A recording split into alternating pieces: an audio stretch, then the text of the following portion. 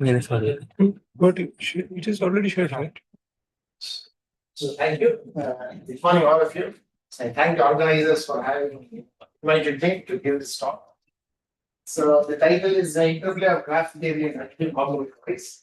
A relatively recent subject, and with a lot of very big mathematicians contributing to these areas. So I'll try to give a very, hopefully, understandable introductory level, expository kind of talk. So, and two of my students have worked in this area recently.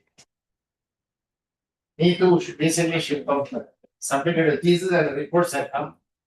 And defense is due sometime at the end of this month. And she also worked in the number. Yeah, that's so I'm pretty ashamed that. So some motivation, some historical background, Schur's theorem, Ramsey's theorem, graph theoretic proof of Schur's theorem, coloring progressions, Roth's theorem by graphs, Shimerity, Primal's theorem. So both these topics, the graph theory is quite popular, and even number theory at the elementary level. Many of the statements are very easy to understand, and some of the most famous, well-known open problem number theory are very easy to state, like Goldbach's conjecture and so on. And every even number is the sum of two odd primes, various things. And many of them are frighteningly hard to solve. So most of the problems which are open are quite hard. But also surprising that many of them have also been solved. So, for example, you'll see in the course of the talk, one very famous theorem which kind of hit headlines. Around 2006, Terence Tao got the Fields Medal along with Ben Green. They proved that the prime numbers contain arbitrarily long arithmetic progressions. So, such a beautiful statement, but extremely hard to. The prime numbers, they are quite random, but they also have a pattern. It is possible to find arithmetic progressions of any length. However, with a lot of computational effort, the largest arithmetic progression that people have found till now, having only prime numbers, has only 23 terms or 24 terms. So, okay. So even if you find one arithmetic progression having only prime numbers with 30 entries or 35, it's already a big achievement. So certain things are purely existential. It's not easy to see how to solve. The other thing that you see here is about the Ramsey numbers and so on. And how using AI and many modern technology, people have tried to improve these grounds dramatically, drastically, which otherwise would have been probably not the case. So background is a very famous theorem called Fermat's last theorem. It was proved in 1993 finally, almost 350 years after this formulation. So most of you should know this statement that x power n plus y power n equal to z power n. If n is greater than 2, there are no non-trivial integer solutions. And Fermat wrote, when he was reading Bashir's book on Diophantus, that I have a truly remarkable proof of this theorem, but the margin of this book is too small for me to write it down. So, and he passed it. And since then, it has captured the imagination of mathematicians, and now it is well recorded. The entire subject of algebraic number theory grew out of attempts to solve this problem. And finally, it was solved in negative, finally solved. But using very high level mathematics, elliptic curves, Galois representation, not so very complicated. But I also have not understood it. So this Fermat's theorem is last, because that is the last to prove, because many other things that he stated were resolved. So this alone took a long time, so it's had a time FIT for last. Became a theorem at last. So long back, Dixon, tried to look at this equation, see whether if you reduce it model of prime number, is it possible to solve? So the integers model of prime form a field. They are the prime examples of finite fields. All other finite fields are constructed extensions of these. So, is it possible to solve this equation called locally? Is there a local solution? If some finite field FP, is it possible to solve this equation? Okay. So, this was solved by Dixon. He showed that it's true. It is possible. You can find some large prime number P so that this equation has a solution. is defined. Okay. So exploring the vibrant component Z power is solvable for some large primes. Amazing. No? Dixon is a very famous number theorist. His 3-volume work on the history of number theory. No, it's very well known. And later, so reduction what you cannot reach Fermat's last year. You can't use this to prove this. So that is doomed. Should give a much simpler proof. And it's amazing. That's what I'll do. I'll prove this theorem by using sure sign. Sure. That's fantastic. Using combinatorics, not and graph theory. So sure. Here the following. Yeah. Okay.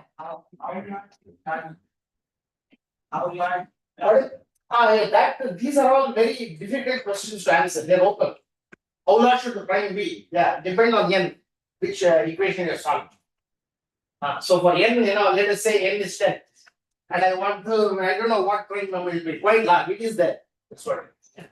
For every n, there is some large prime number for which it is solved.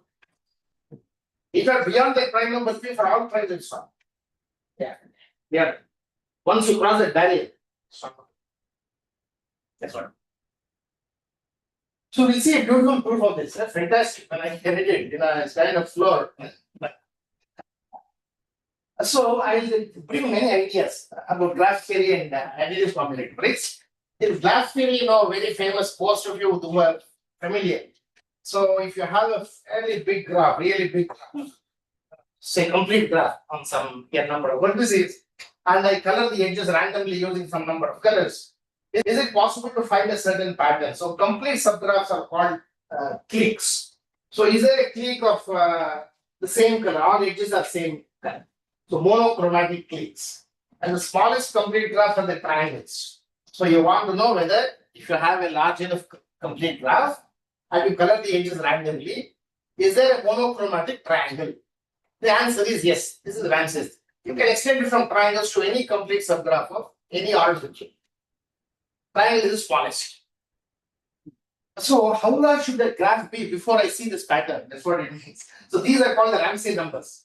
So at point at which I am sure that this thing will happen. So these Ramsey numbers are that grow like anything, and not much is known about the exact value, except for the first 4 or 5 Ramsey numbers. All the others we only have bounds. And recently, one alumni of our NITK, Abhradeep Guha Thakurta, he is working as a scientist at Google DeepMind. So he, along with 2 other scientists, he said that they have been able to break through this problem very recently. They have changed and brought down the size of the Ramsey numbers drastically. I mean, they grow super exponentially. They grow like huge. Similarly, you want to know, suppose I color the positive integers or all integers randomly with 2 colors or 3 colors, any number of colors. Can I be sure that there is monochromatic solution to the equation x plus y equals within that set? Let's see, I'll show you an example here. So problem is I have lots of subset of some integers or even all positive integers. I have several finite version of the statement and infinite version of the statement. And if you go and collect randomly the integers, is there a monochromatic solution to x plus y equals z within that set?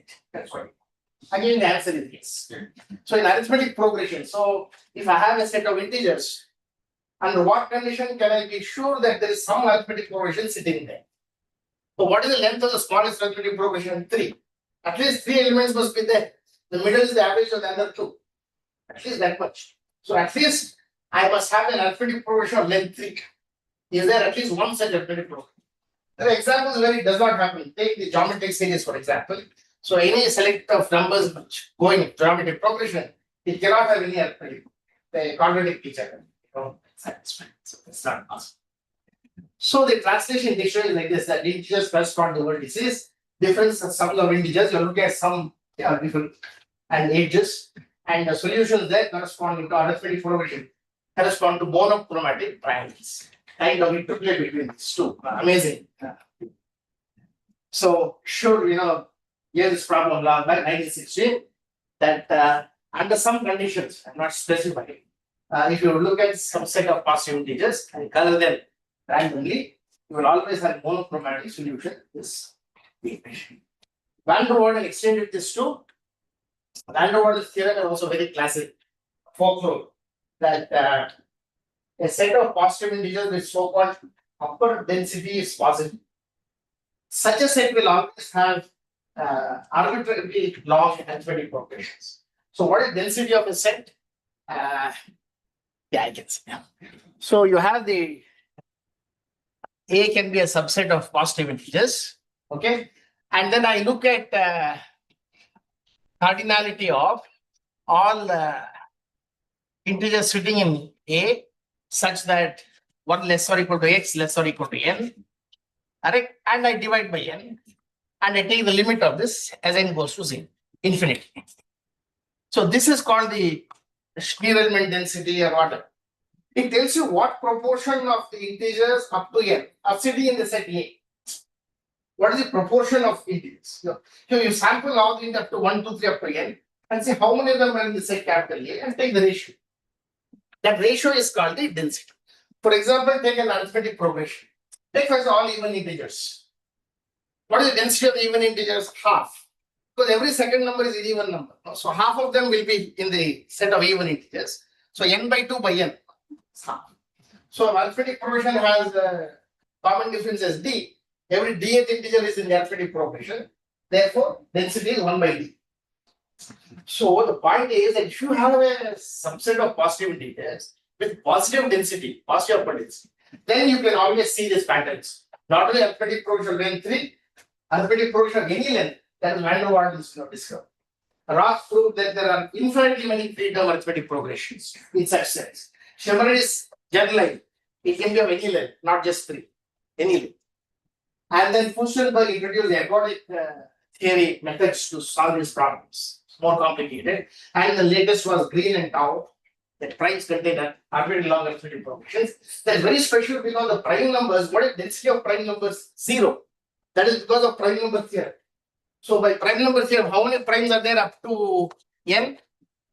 It is asymptotic to n by log n. Right? Therefore, if I divide this by n, I get 1 by log n. And 1 by log n goes to 0 as n goes to infinity, right? So by prime number theorem, the number of integers that are prime up to n is approximately n by log n. So divide by n, you get 1 by log n goes to 0. So even a set of 0 density can have arbitrarily long arithmetic progression. That is the amazing statement. And the proof is very, very hard. It's proved by Green and Bloom and Cisak has given kind of bounds like Ramsey number. It's very recent, last 2-3 years. I may not be able to touch it. So number theory and Ramsey type of coloring, these are the ideas we're going to use. So it measured this name additive combinatorics is made popular by people like Gowers, Timothy Gowers, again another field specialist, Terence Tao, Ben Green, and many others. It has come to stay. Connects graph theory, so many topics, harmonic analysis, ergodic theory. So this is a Schur's theorem in different form. If you color the positive integers with finitely many colors, you will always find a monochromatic solution to x plus y equals c. And then the finite form is given some r, number of colors you want to use. There is some integer capital depending on that r. So that if you color the integers 1 up to that binary that you come to capital randomly using these r colors, you'll always find a monochromatic solution to x plus y equals c. And these two forms are equivalent. And x equal to y is allowed. So 2x equal to z also is possible. And here is one simple example.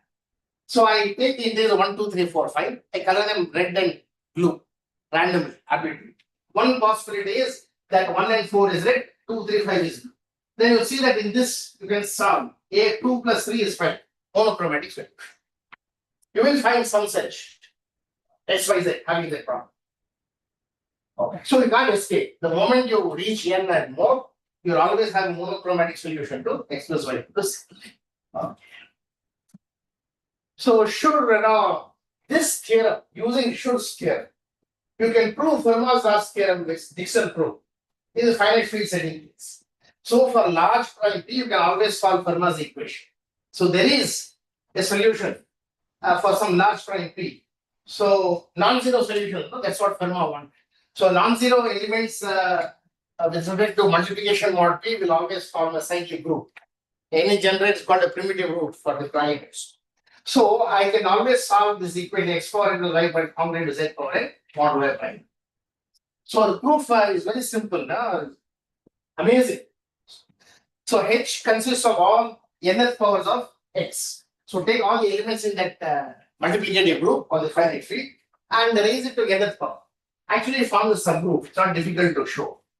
Therefore, this is also a cyclic group. So you can find the index of H in the group, and that will be the GC of n and p minus 1. And therefore, there's always less or equal to n.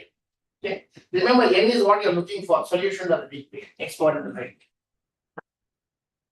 And p is what you want to assert. You want to assert that there is a prime wherein you should have this. So the cosets of H will partition into a number of disjoint classes, which is less or equal to n. Use them as colors. Once you use them as colors, then for large P, if we set this to fairly large, by the finite form of Schur's theorem, you'll have a monochromatic solution in that coset, right? X plus y equal to z. So what is the coset AH? All elements of the form A into some nth power. So X is A into some power of capital X, small y is some A into some capital Y power n, Z is this. And the sum of these two gives you the other one. So, but what is small a? 4 prime to capital. I mean, the prime number P, so you can cancel it, multiplicating inverse exists. And therefore, you get x power s plus y for common. Not so simple. So, what is this all boiled down to? We must be able to prove Schur's theorem.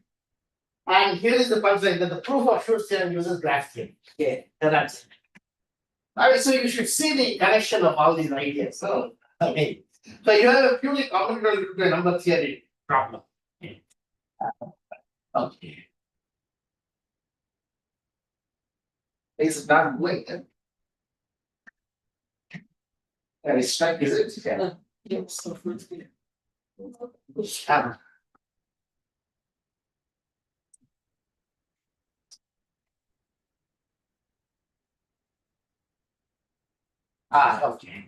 Now it's yeah. So now we come to proving Schur's theorem using graph theory. Amazing, good. So what is Schur's theorem? That and some condition, you take the positive integers, randomly color them, the monochromatic solution to x plus y equal to z. And here is using graph theory to prove it.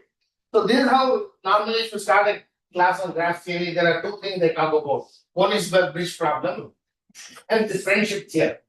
This friendship theorem says in any group of 6 people, there are either 3 people who know each other mutually, mutual friends, or mutually they don't know each other. They are strangers. So red for strangers and blue for friendship. So that means what? You will have a monochromatic triangle. If it is red, mutually strange. If it is blue, purely existential. And you can model the complete graph of 6 vertices and color the edges depending on whether they are friends or strangers, blue or red. Okay? And if you do this, you can use a simple, what shall I say, Pageant principle and induction. It's not very difficult. Because from every vertex, how many edges are coming out? 5. It's connected to all the others. And they can be either red or blue. So at least one of them will have 3 colors. And at least one color will have 3 edges. 3 edges of the same and so on. So now if that is connected to if that forms a triangle, you are through. Otherwise, you have a triangle. Yeah. So with 5 people, you can avoid it. So 6 is sharp. So the Ramsey number for this parameter 3, 3 is 6. Okay. So the proof is by induction. Okay. So this is the multicolor version of Ramsey's theorem. I just give an outline, not proof. Okay. So for every R, so what is R? Number of colors you want to use. To color what? A complete graph. So there is some big integer capital N depending on R. So that if we take a coloring of the complete graph on capital N vertices depending on R, randomly with these R colors, you will find a monochromatic triangle. In fact, stronger fact, A monochromatic completes a graph of any size K. So depending on the K, these numbers also will keep changing. So there are two parameters. K is the size of the complete subgraph, K, and R is number of colors. So depending on these two, you can find an integer N so that both these happen. A complete subgraph of that size and also monochromatic. So proof by induction. So start with the sequence. First number is 3, N1 is 3, and then you define the rth number in terms of the earlier one by the recursion. R times NR minus 1 minus 1. Oh, I do something if I again get stuck. So what do you do? Escape. Huh?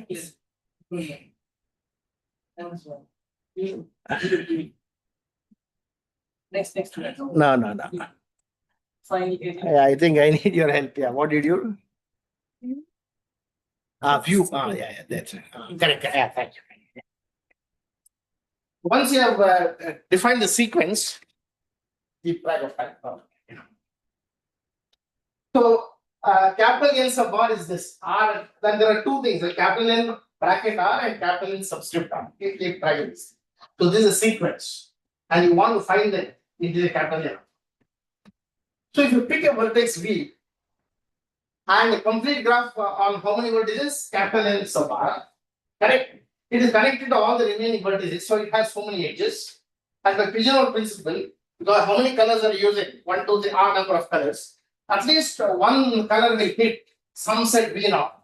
It will have how many elements, vertices? At least N sub R minus 1. N sub. And a rectangle inside this V naught, I have pointed it over there. V naught is there. So, and within V naught, if there is a red edge, you have a red prime. If not, what does it mean? If there is no red edge at all in the set V naught, how many colors are you using to color them? R minus 1. Now you can use induction. That's all. That's all. So you're through. For one, it is trivial. No, there is only one color. So there it is. So good. So we have proved the multicolor version of Ramsey's theorem. Namely, no matter how you color a complete graph, which is fairly big, you will find a monochromatic triangle. Keep that in mind. Oh. There are bound also because of the recursion that you see. This NR will be something like a ceiling of R factorial times E. Is that number? No? 1 plus 1 plus 1 by 2 factorial. Napier's constant. So upper bound is this super expression. Lower bound is 2 power R. What does it mean? This means that what is the stage at which you have to go beyond. So even 2 power R is not enough. So even if you have a graph, complete graph on 2 power R vertices, it is possible to have a coloring with R colors, avoiding a monochromatic triangle. So I will just give you the algorithm, and the case 2 is given. When R is 2, then is 2 colors. So I take 2 square, 4 vertices, and I label them according to the binary 0, 0, 0, 1, 1, 0, 1. And the coloring method is that you have, because only 2 coordinates, first and second. So if 2 vertices, the first time where they differ, that coordinate, that color you are putting. So first coordinate you give the color is blue, red, and the second coordinate is blue. Then this is the coloring, as you can see. I will not touch because something may happen. So between 0, 0, 0, 1, where does it differ? At the second position. Our second color blue. So 0, 1 and 1, 0. Where do they differ? First value is 0. What is first color? Red. Like. And in this coloring, you see you color everything, and there is no triangle. Monochromatic. No monochromatic. Same thing can be done for R colors. How many vertices? 2 power R. How do you label them? Using binary strings of length R. 0, 0, 0, 0, 1, 0, etc. And how do you color them? See, first time when between any two edges, where is it that they differ first? If in the third position they differ, give the third color. If differ in the fourth position, give the fourth color. If in the first position, give the first color. If you do this kind of coloring, you can show that it does not have a monochromatic triangle. Cannot. Okay. So we are coloring the edges by the first coordinate with the end points differ, and the vertices are all binary strings of R. Okay. So no mono triangle, and the reason is given there. So because there are three things at any given one position, all the three bits cannot be different because there are only two fellows, 0 and 1. But there are three here sitting, so cannot have a mono. So this is a very famous problem into Erdős is open. So we know that with 2 power r it is not possible. You can have coloring which avoid monochromatic triangles, correct? So now Erdős asks, can you find some other constant c so that the moment n crosses c power r, then I am assured that there is a monochromatic triangle for every color. So the exponential that you have there is super exponential bound. So Erdős asks whether the exponential bound. Then you reduce it from super exponential to exponential. It's a very hard open problem still.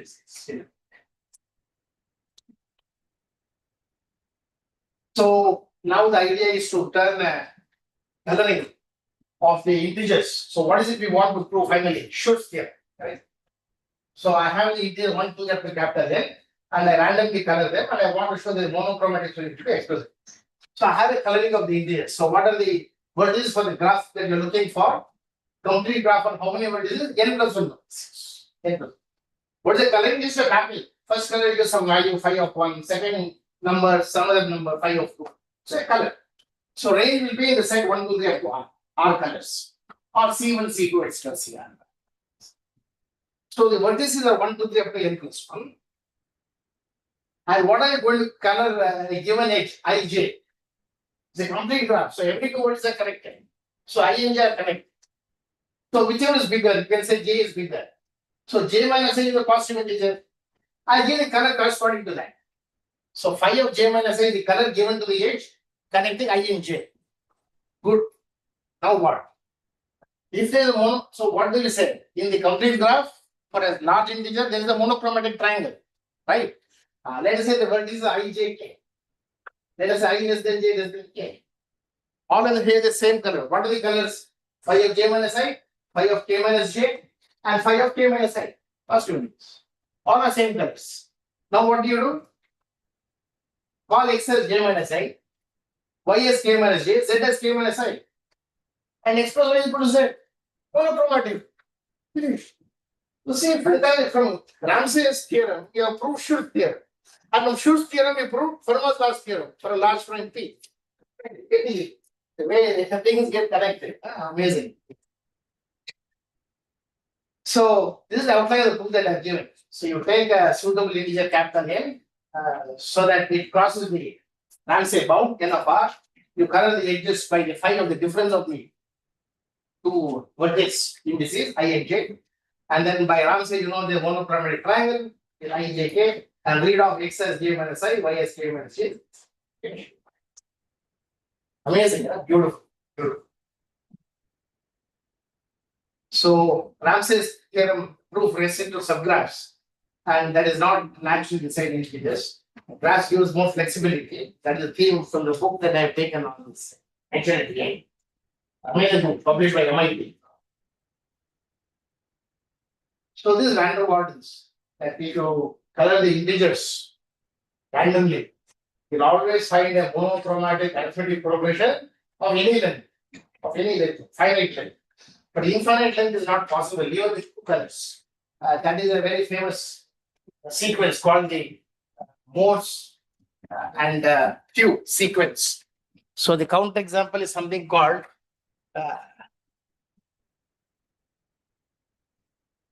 Q Morse sequence. So I will avoid this. It's a technical kind of way to define it. So you can Google and see.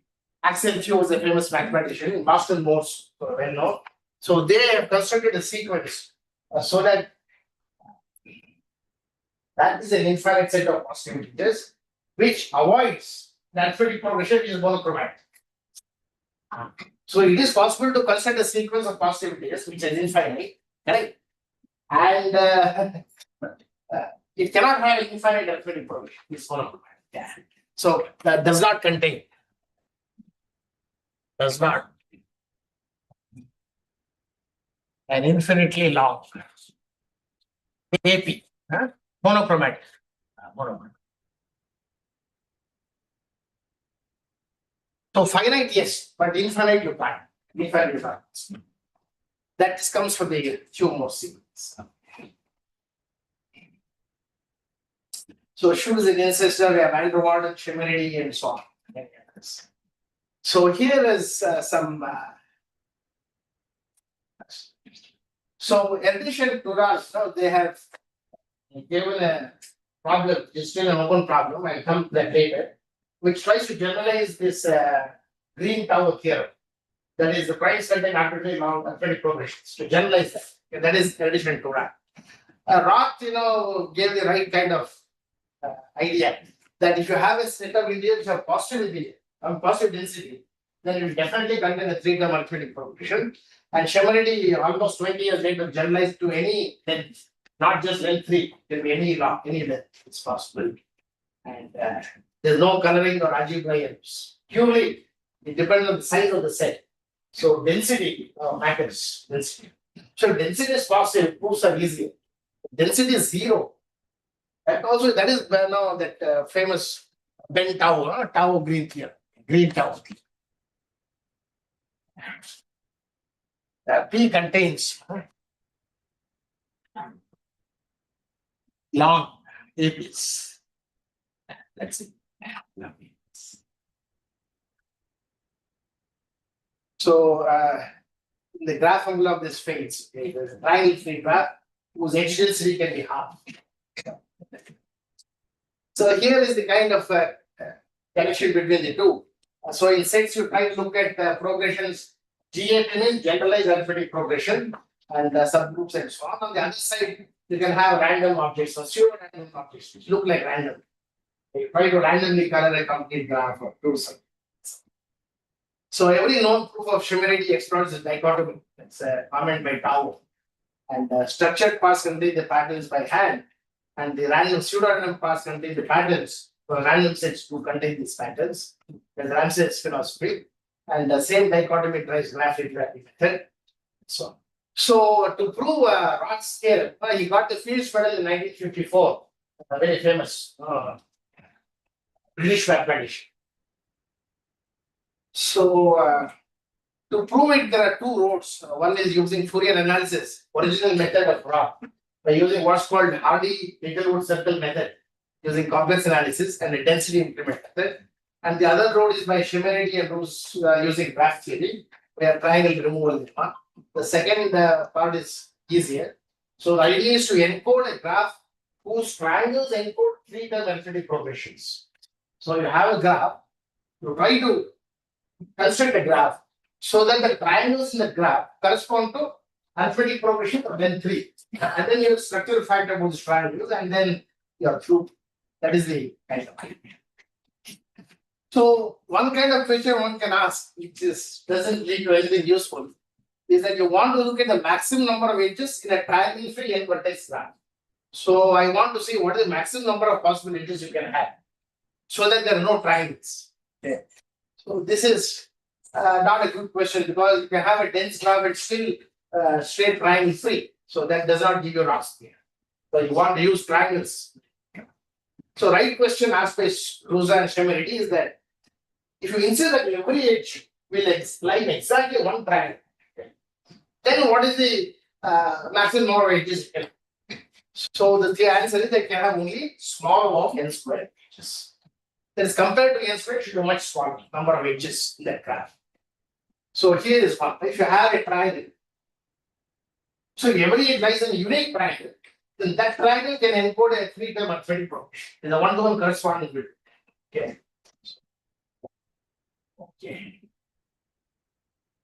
So we could triangle removal lemma. So this I will probably skip. So you encode here the tripartite graph. Three-term arithmetic progression correspond to triangles in the graph. And if it does not have such arithmetic progressions, it implies that every edge lies in a unique triangle.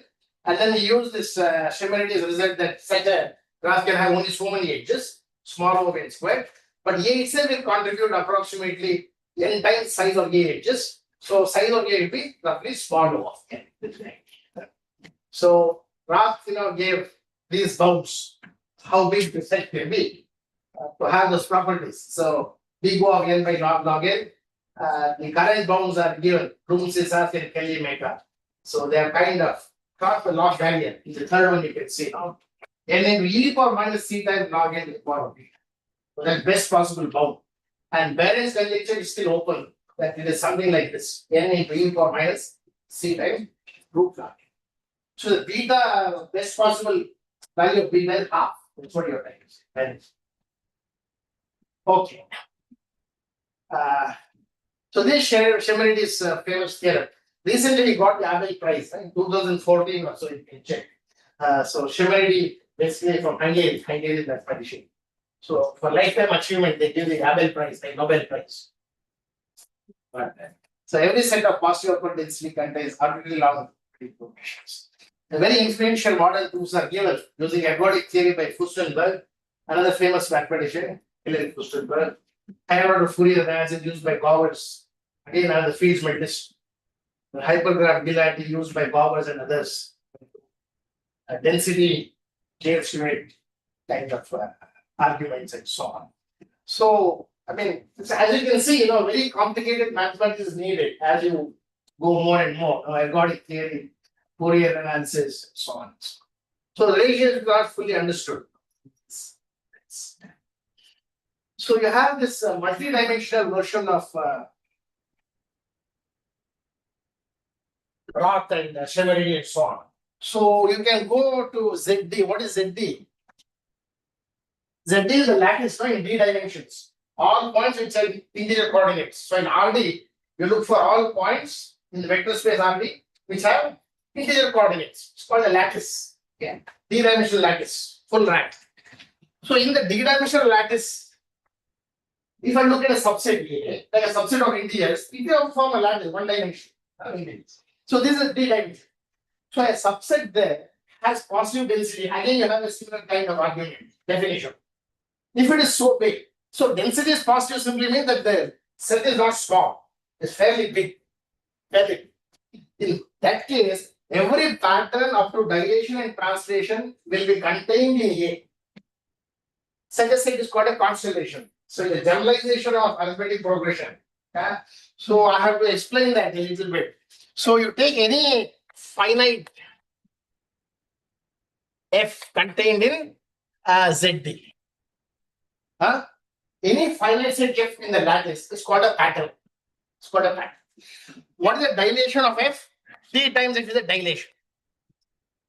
What is the translation? You can, add a fixed lattice point to it. So translation and dilation should make every such, so whatever be the pattern, by translation and dilation, I am able to go into capital A, you are through. That is a constellation. That we contain every finite pattern. Right. I mean, A, I fix a finite set F in ZD, and then a translation, that translation is acting a fixed vector. Yeah, I should say some other vector, X. X a fixed vector in ZD. So by adding this, by translating it and by dilating it 3 times capital, this should go into the sitting in A. So through translation dilation, if you are able to go into capital A, you say A is a constellation. It contains every possible finite pattern. Yes. So that is the statement. That's it. The moment A has positive upper density in ZD, what will happen? It will contain constellation. It will be a constellation. You will have all possible patterns will be sitting there, not just arithmetic progression. And now one can go much further. So the simplest example is two elements differing by a perfect square. So I can always find two integers, x and x plus y square. So it will differ by a square. So you want to generalize this now. This kind of statement was proved by Ferguson and Leibman, and they generalized this of just taking one polynomial in one variable y square. You can take a bunch of polynomials, P1, P2, etc., Pk, and normalize all of them to be 0 at 0. And then you will say that this pattern, x plus P1 at y, x plus P2 at y, x plus Pk at y, they will all be sitting in that set simultaneously. like x and x plus y square sitting simultaneous. So if you have a set of positive density, it is possible to whatever be the polynomials p1, p2, pk, you will find some y, so that if you add the values of the polynomial at those point y and add them to x, they will all be sitting inside the same set. Yes. A very complicated statement, very recent as you can see, 1996, only 30 years, very small from mathematics, pure mathematics. And of course, green tau is here, primes contain arbitrary long. So this combines Chevalier's idea, century landmark theorems, and the Erdős dream,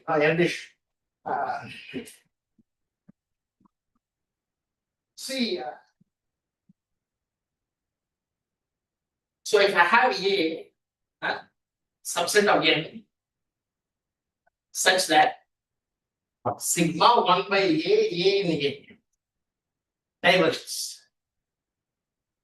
A equal to P is one example, A equal to P, all primes. Satisfy this problem. Sigma 1 over P, P prime, P prime, diverges. It was shown by Euler long back. It diverges actually like log n.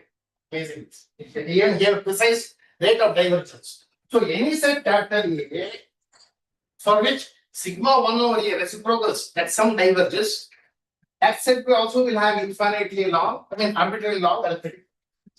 So this is a very strong open problem. It is open even for k equal to 4 itself. That means, can you show that there are infinitely many arithmetic progressions of length 4? Of length 3, you already know Proust's theorem. For length 4, it is still an open problem. Got the point. So even for k equal to 4, it is not. Any set of positive integers, what's the only property? Sigma 1 reciprocals, that sum diverges. That's all. Like the prime numbers. Can I make such a statement that it has arbitrary long arithmetic progressions? Erdős things, yes, but no proof. Erdős conjecture, history. And open even for k equal to 4 in the sense that you don't know whether that set will have arbitrarily long, infinitely many arithmetic progressions of length 4. So like this, there are many things. This is the last topic. I just skip it when it's shortage of time. So for every set A, you can form what's called a sum set. You take any two elements in the capital set A and add it. You got the sum set. And if the sum set is formed, then the set will have some pattern. It will. So smallest value occurs when it's arithmetic progression. So smallest value for the particle of A plus A is going to be 2 times the size of A plus 1 minus 1, and it happens only when you have a. For other ones, it can be much longer. So lower bound is 2 times size of A minus 1, the equality only arithmetic. So small doubling brings a hidden arithmetic structure, and if you spread out, you have a large subset. So this constant that you have here, not 2, it can be any other constant, 3 or 4 or any other fraction. So that is called a so-called doubling constant. That is because the size of A plus A at the most maximum, if non-abelian, all these things are distinct, can be only square of the size of A, not more. So in between you have this. So smallest value is this, 2 times size of A. So what are the properties of some sets which have the small doubling? It's a very interesting problem. First solved by Feynman, and he shows that if that happens, then it actually will lie in a generalized arithmetic progression that I have defined on top there. So just adding one common difference, you have a set of differences and add multiples of all of these to a starting point x dot, and you have a generalized arithmetic progression, and so on and so on. So Feynman says that if you have a set having small doubling, that size of A plus A is bounded by some constant times size of A, then it will lie in a generalized arithmetic progression of some dimension and size. Dimension is number of differences you added, k dimension. So like that, there are various things. You have 2-dimensional generalized arithmetic progression, a small doubling, cornerstone of algebraic combinator. Small doubling means almost with an arithmetic progression. Various things are there. So multicolor triangle, that's we have seen in the Erdős conjecture. Can you find a constant C so that C power R? Beyond that, you have monochromatic triangles and so on. So we have various things, recent breakthrough, gradient tau, movements design. Essentially, our simplest questions about adding in the coloring edges, they remain at research frontier. So ideas look simple. You have to do these things. So you have this finest kind of thing. So through Ramsey, you have Ramsey triangles, then you have Schur's monochromatic solutions, you have three-time arithmetic progression, and you have Schemerian triangle. Various things. So like this. Various things. So Ramsey basically is a recursive use of pigeon orbits. So most of it is done. Like that. So this is. They are like two values of the same magnitude. You have size of density versus substructure. This is the first book is what I have used most of the time. The class theory and ideal combinatorial, Cambridge University Press. It's available by MIT website. See. And the others are all well known. So there it is. So thank you. I just managed to.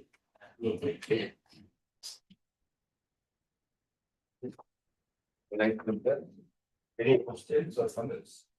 It was that A is subset of N. A is subset of N. This is, yeah. And summation, if suppose summation, Summation sigma 1 by 8 is infinite, correct, divergence, that's all. Nothing else. then we can have an arithmetic progression of The open problem is, should A contain infinite arbitrarily long arithmetic progressions? Reddish says yes, but we don't know a proof.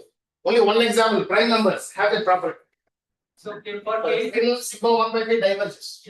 Density is 0. And the tau and there too, it has arbitrarily long arithmetic progressions. so for K is equals to 3, it means 3 term arithmetic progression. There are so for K is equals to 3, does it 2? Nothing is not clear. Even for K equal to 4, we don't know. Whether such a set A should have arithmetic progression of length 4. That we don't know. Even that is an open problem. So I take A to be all the multiples of 4. All the Multiples of 4. multiples of 4. 4, 8, 12 like this. Okay. And summation 1 by diverges. Hmm. Now it has arithmetic progression. It Pardon? has arithmetic progression. It has arithmetic progression. 4, 8, 12. This is itself. Okay. So what? So we have the arithmetic progression. You have given one example. Any set A, you should be able to prove. Whatever be the set A. You are giving one example. Multiples of 4. Okay, agreed. Alright. You are dilating the integers by a factor of 4. Keeping everything. It's fine. This is for any set A having this property. No. The most remarkable example is set of prime numbers having this property. For which we know as proof. What about other sets capital A having this property? Can you prove it? Any other questions? Right. Other questions? Thank you very much. Thank you.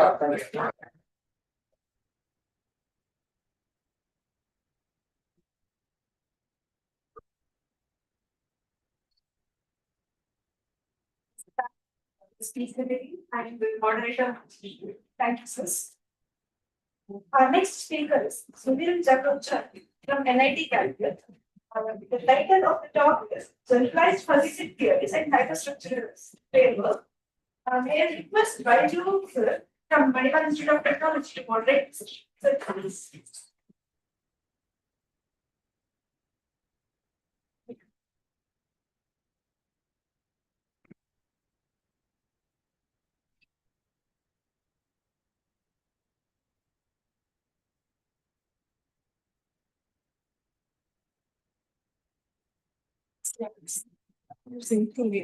Yes, yes.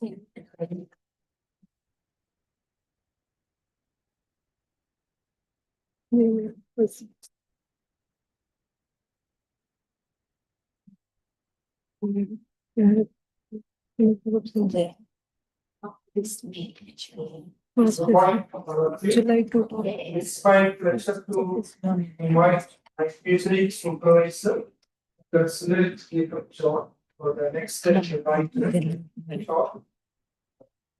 President Jacob John is the professor of mathematics in the Department of Mathematics, at National Institute of Technology, Calicut, and also he is serving as a registrar's chapter of the NIT Calicut. He has ordered more than 140 research applications and written and edited several books. He has supervised 23 research scholars and delivered more than 40 invited lectures at national and international forums. And his research area includes fuzzy mathematics, speech computing, and secondary modeling, etc. So, with these few words, I request Sunil Jacob John to deliver. And the title is Generalized Fuzzy Set Theories and Hyperstructures. Thank you, Baitu, for the introduction.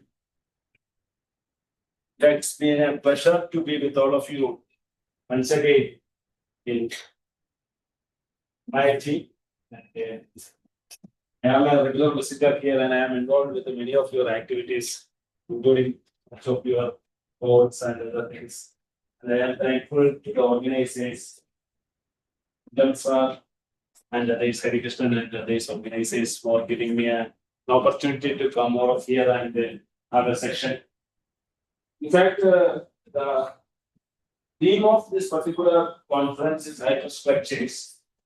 Even though I don't fall directly into that framework, I would like to put whatever is mine in that context. That was asked to me, connect my area with the hyperstructure. Right. That is what I am trying to do. In fact, I started my career.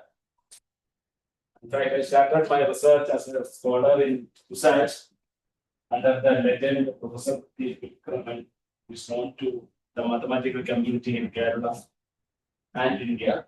And there I started my studies. I started my MC and PhD from there. But my interest was in topology, and I was done some work on topological games under his headship, and my thesis was related to that. And later, when coming after joining my institute at NIT Calicut, I shifted to maybe some applied area, maybe some fuzzy sets and related concepts.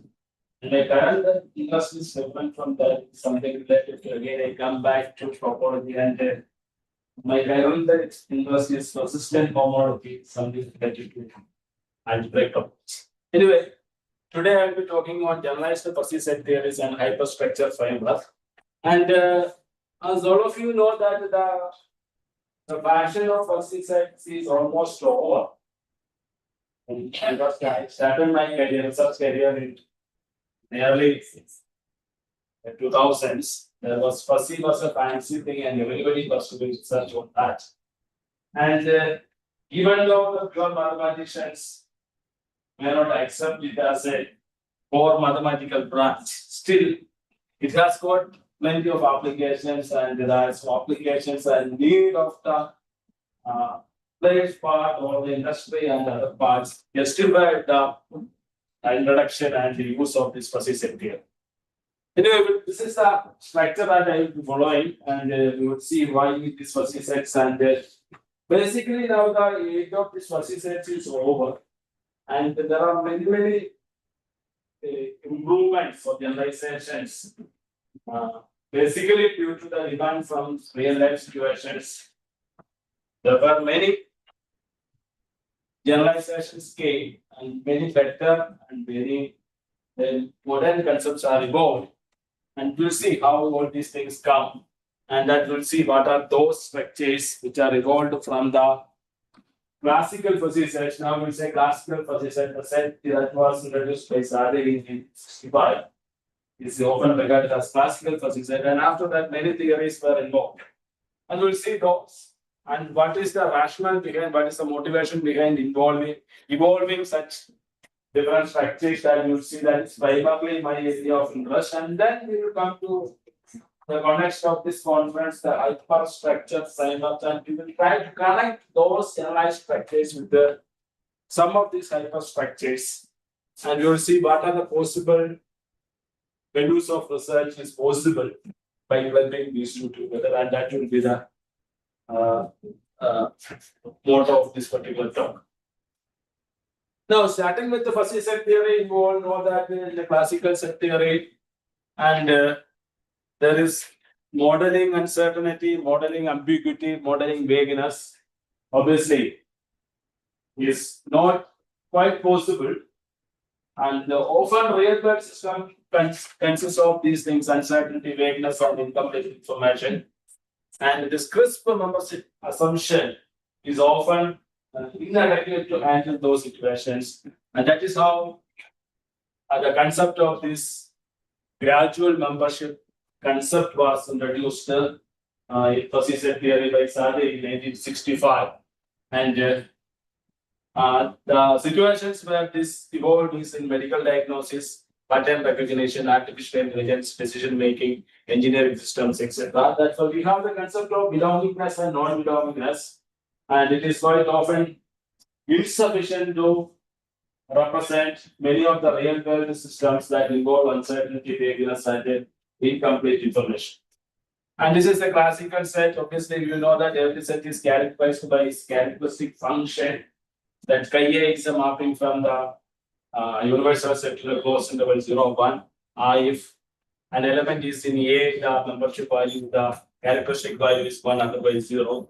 And this two element set 0, 1 was generalized to the closed interval 0, 1 by Sade, and the fuzzy membership value is defined from X to closed interval 0, 1. If I want to represent the concept of tore, therefore, toreness is a concept which is vague, and you cannot say whether a person is 180 centimeters height is tall or not, and 150 centimeters height is short.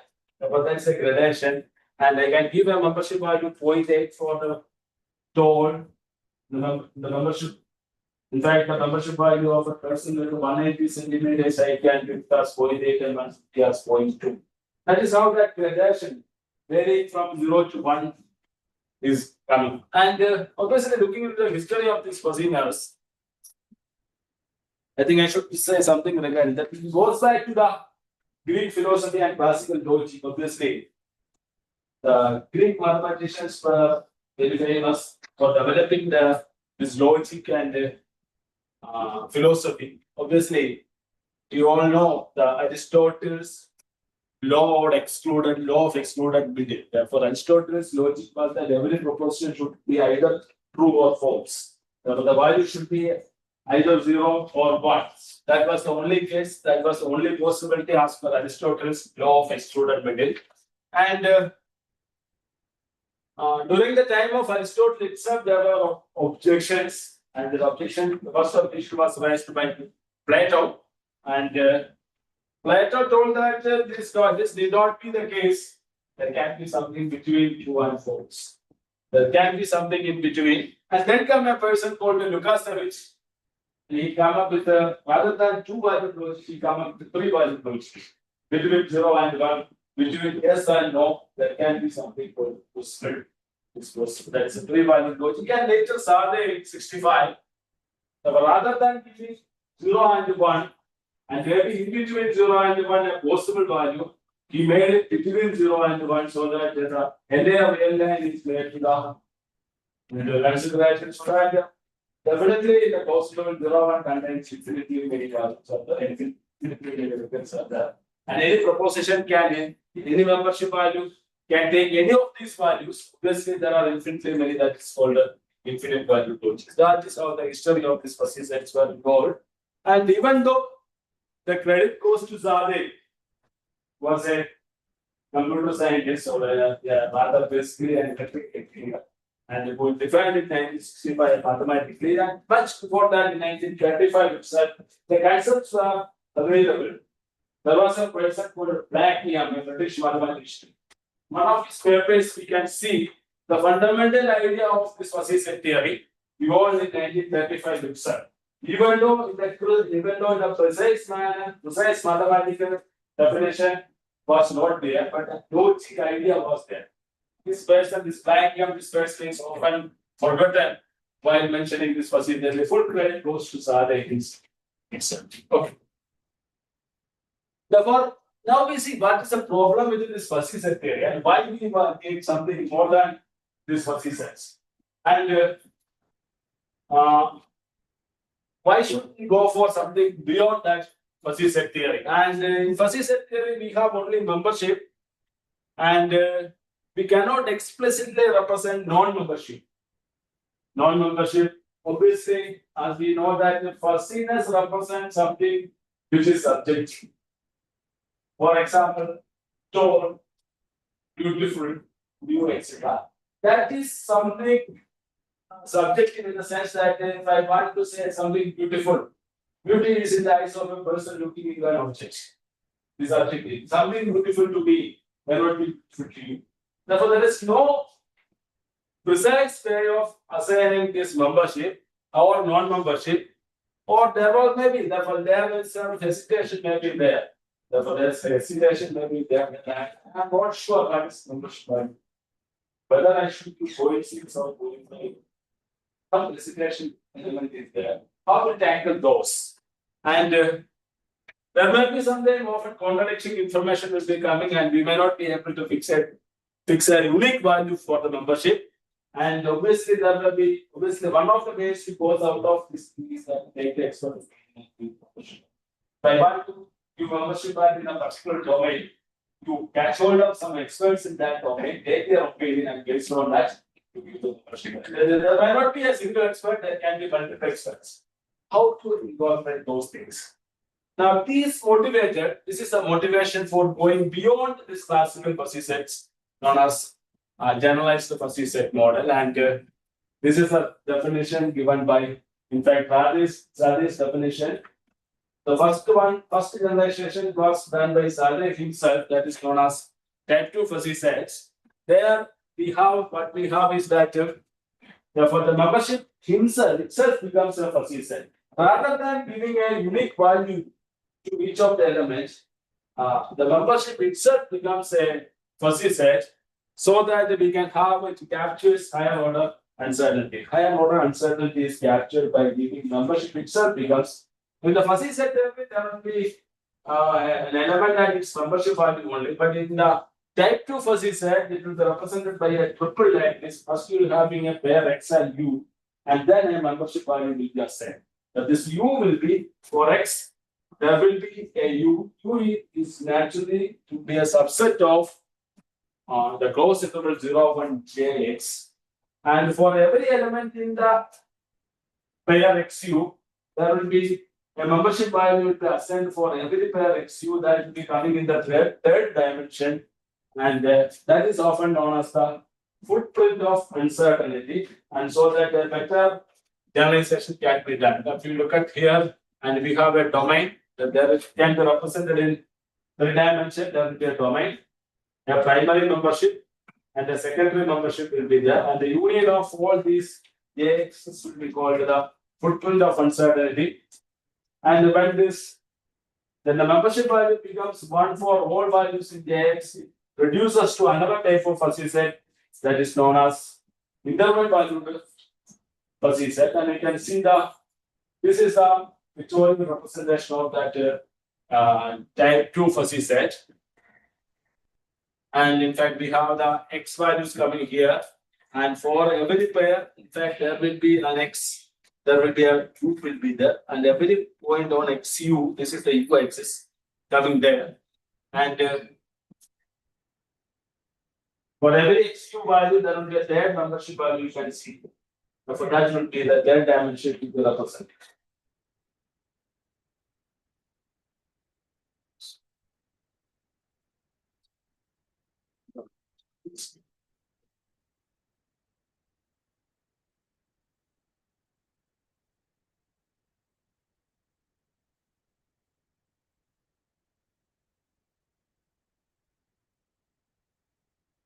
Therefore, this is the particular type of that type 2 fuzzy set, that's interval value fuzzy set when the membership value becomes an interval. Now, if you have a hesitation, what is the unique membership value to be given? Instead of giving that unique value, you give an interval. The membership value can be inside that interval. That will handle uncertain membership values, and it is computationally simpler than type 2 fuzzy sets. And then we have the type of inclusionistic fuzzy set, that's another generalization. In inclusionistic fuzzy sets, what you will be having is that you will be having the membership value as well as the non-membership value will be there. And the restriction will be that when you add up membership and non-membership, the sum should be less than or equal to 1. And I told you that there is a hesitation. We will measure the hesitation as hesitation degree. The hesitation degree will be to subtract the membership and non-membership value from sum of those two from 1. Whatever remains will be the hesitation mark. And this will provide a richer information than classical fuzzy set. That is the inductionistic type of fuzzy sets. And here you can see that the admissible region is a triangle with a mu plane. Mu is the membership function and mu is the non-membership function. And this is the possible values, that is, this is a feasible region. Therefore, here along we have the membership value and the non-membership value. The values, all pairs inside this shaded region, in the shaded region can be possible candidates that can represent membership as well as non-membership values. Therefore, the region of feasibility becomes a triangle in the case of inductionistic fuzzy set that was introduced by Atanasov. And now you can see that another generalization of that was given by Jaeger. Jaeger was another person who contributed much to this fuzzy set theory by introducing the concept of fuzzy measure. Fuzzy measure is actually a generalization of the classical measure or the probability measure and the classical measure. And Jaeger introduced Pythagorean fuzzy set. Obviously, that there will be here what we are doing is we will be considering the Pythagorean tuples as the membership and non-membership values, and the condition to be satisfied by this membership and non-membership values will be the square sum is bounded by 1. Mu square plus mu square less than or equal to 1. For example, you can see that this 0.8, 0.5 is a possible membership value for the Pythagorean type of fuzzy sets, so that the sum is 0.89 only, that is bounded by 1. But you can see that if you simply add up 0.8 and 0.5, it goes beyond 1, so that these membership values are not admissible in the inclusionistic case. Therefore, what we do here is that we will expand the region of feasibility so that more and more possible membership values can be incorporated, so that more and more realized questions can be taken. Therefore, the feasible region is increased. You can see that rather than having simply the triangular region for the inductionistic, it makes a quarter circle, as you can see, that is bounded by 1 mu square plus mu square less than or equal to 1. So that some values which are outside this triangle can also be incorporated, and we have a larger than IFS triangle. That means more flexibility and more values can be incorporated in the application scenario. Therefore, then we have a concept called the picture fuzzy sets. Here, instead of having 2 membership value, we have 3 values are there. Mu, nu, and eta are there. That is called positive, negative, and neutral. For example, when you go for an election, there can be votes for a candidate, and there can be votes against a candidate, positive, negative, and there can be some nota also be there. Therefore, that can be neutral also can be there. And there is a possibility that somebody can abstain also. All the 100% will not vote. Only 70% will vote. There will be something for one candidate, something for a candidate, somebody will vote also, and somebody can abstain also. Therefore, there can be multiple possibilities are there. Therefore, that can be represented using positive, negative, and neutral. And it is always not possible that whatever you have membership and non-membership will not be always add up to 1. There can be other cases also. Somebody is against, is not coming for voting, somebody is abstaining. All these possibilities are that can also be incorporated here. That is known as the spherical cases. In fact, this is picture where this all these 3 is bounded by 1, and that comes in 3 dimension. And obviously, if you take the square sum of those, that will be called the typical analog of that Pythagorean is spherical here, where the region becomes a quarter sphere. And now the question is that what you are simply doing is that you are simply initially you have degree 1 linear, then what you have degree 2. Then in fact you are raising the power of membership and non-membership. Obviously, when you raise the power of membership and non-membership, obviously more and more regions will be there. The graph becomes a straight line, then a circle, something else will become a cubic. The value is coming more and more closer so that all the values can be incorporated in there. And rather than going like generalized one by one, why don't you put a Q value? Why don't you make the power to Q? Obviously, that was called like the Q rank. The Jaeger generalized into the Q rank orthopair fuzzy sets, where the condition is given by raising the mu power Q plus mu power Q bounded by 1. Obviously, you can see that putting Q equal to 1 will get the one of the earlier cases, intuitionistic cases, Q equal to 2, you will get the Pythagorean cases, all these cases are there. Therefore, when you increase Q, the flexibility will be more. For example, you can see that when Q becomes 3, it is called Fermatian type of fuzzy sets. And here you can see that this membership 49 and non-membership is represented using cubic sum is bounded by 1. But usually, square sum and simply adding to like go exceed 1 to exceed 1.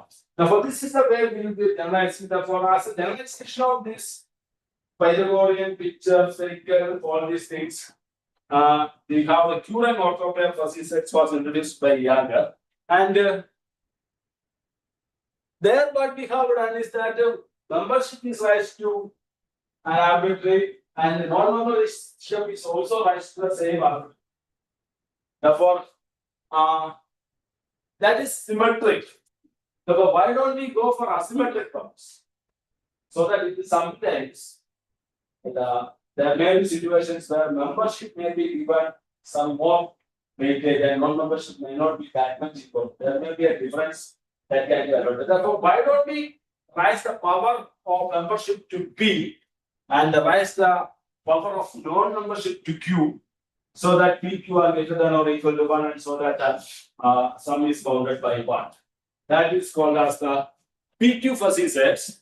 And the PQ fuzzy sets, obviously, myself and one of my students, Shibada Saparna, we have done some work on this area. And it was there we raise this always in an asymmetric manner, so that there also we can define the hesitation degree also there. And we have done some work related to this also, especially in decision-making problems, and we introduced there of these case studies. Also, some applications in topsis and related techniques also been done. But here you can see how this membership and non-membership business will increase the feasibility. Here you can see that this blue line is a symmetric Q rank with the Q equal to 2 and P equal to 2, PQ equal to 2. When you change P equal to 2 and Q equal to 4, asymmetric change, obviously this red color, this becomes the feasible region. Now you can see that the feasible region, the more and more values, feasible values are added there. Therefore, there are other structures also, and due to lack of time, I may not be going into details of that. There will be other structures by Samaranch. That is called the neutrosophic fuzzy sets are there. There we have a truth, indeterminacy, and falsity, where the sum is bounded by 3. This is not extensively used by researchers because that 0 one is more natural to it rather than this 3. Therefore, this 3 creates some problem here. Therefore, even though concept is there and independently that research is also developed, but the mathematicians have not given much attention to this concept neutrosophy introduced by Samaranch. And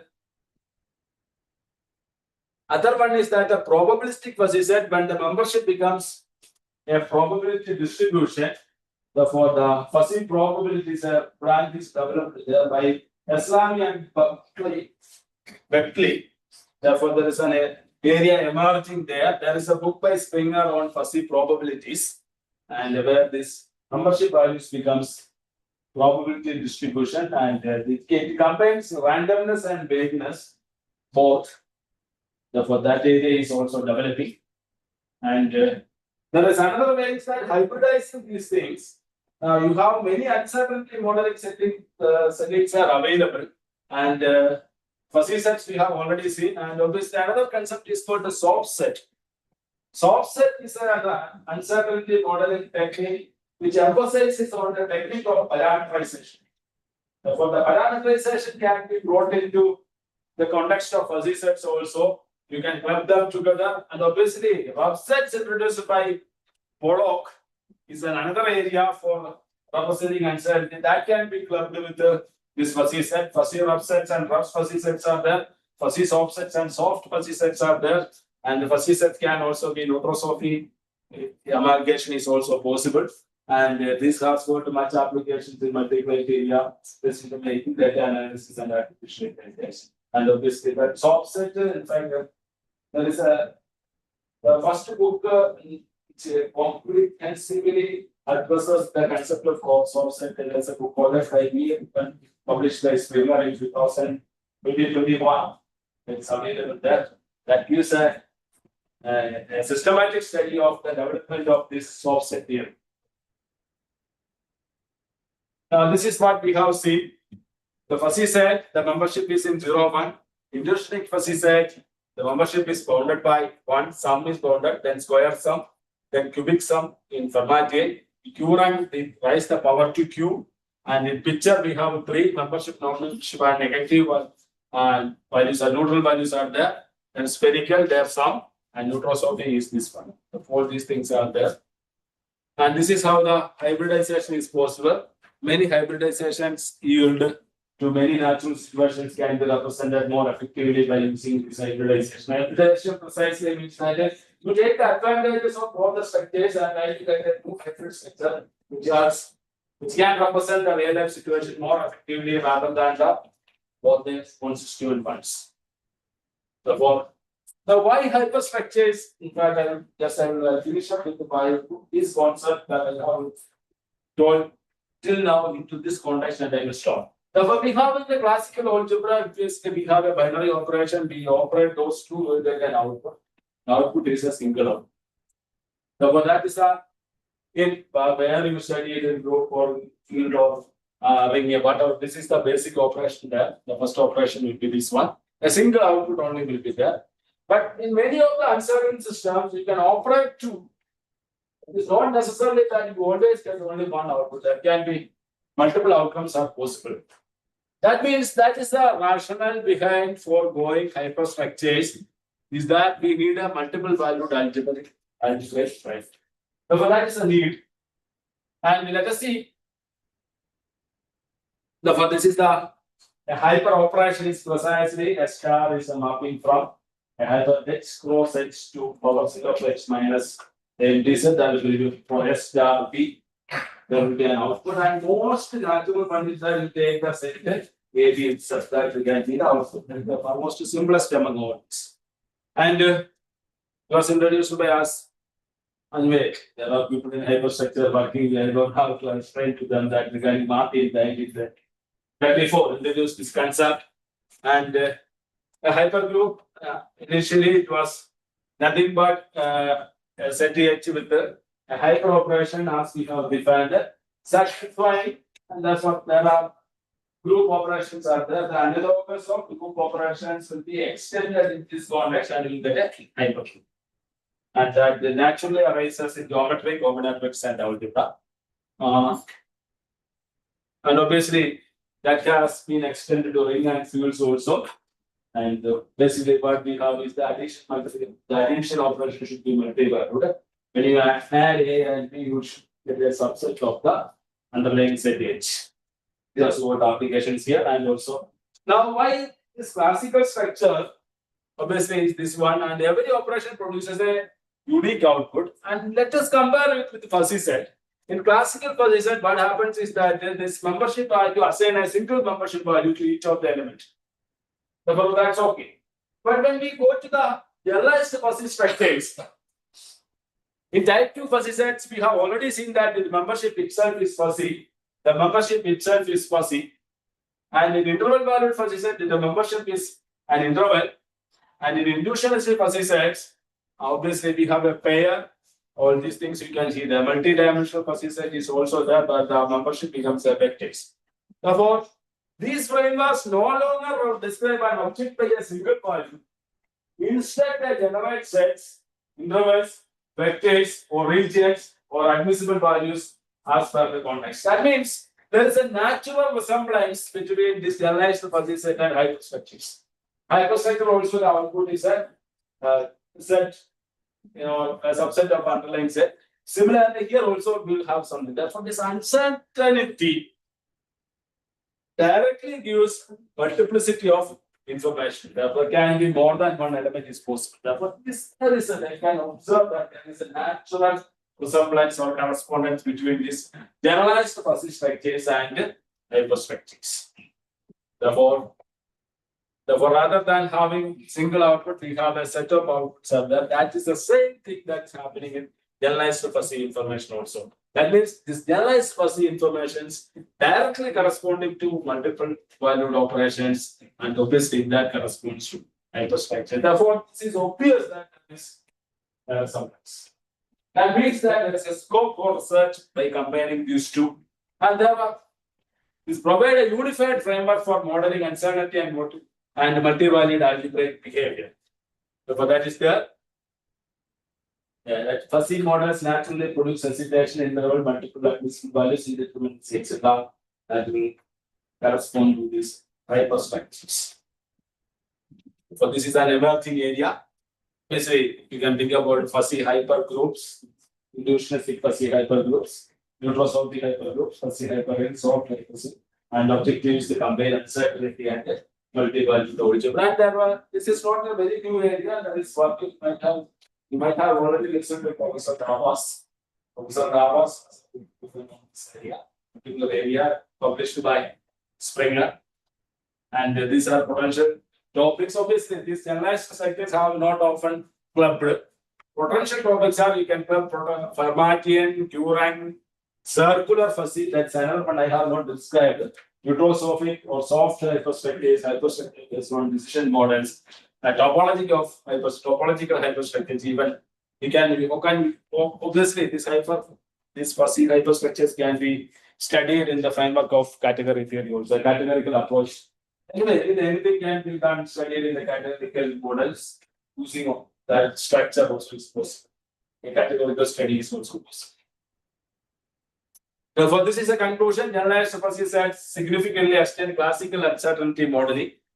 Modern frameworks capture hesitation, indeterminacy, and higher order uncertainty. Their multivariate nature naturally motivates hyperstructure theory. The interaction between generalized fuzzy mathematics and hyperstructures offers a rich area for future research. But there is always this generalized fuzzy mathematics. There's a natural correspondence to the hyperstructure theory.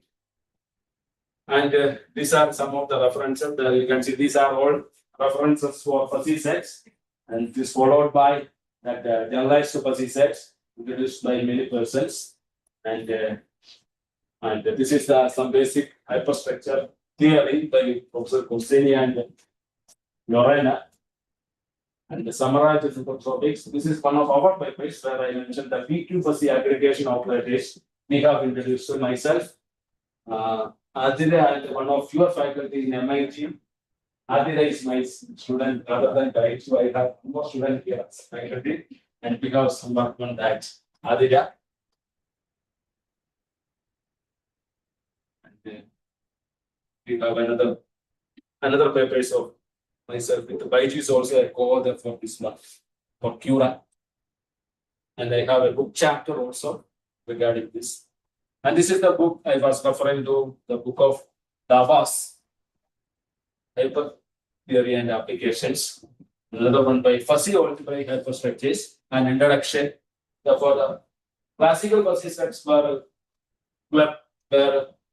hybridized with these hyperstructures here. But these generalized versions of these fuzzy sets are still yet to be explored.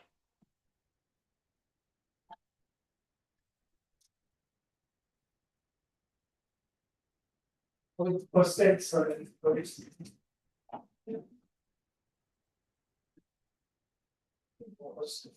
Thank you, sir. Thank you.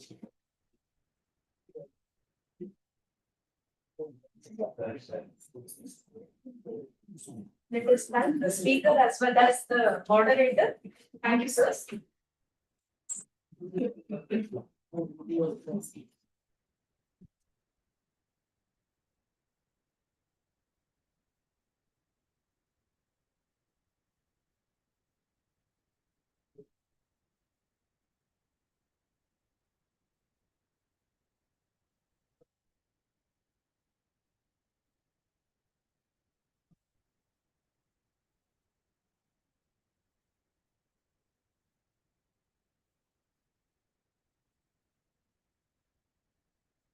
I hope Professor Katie Howell is available online.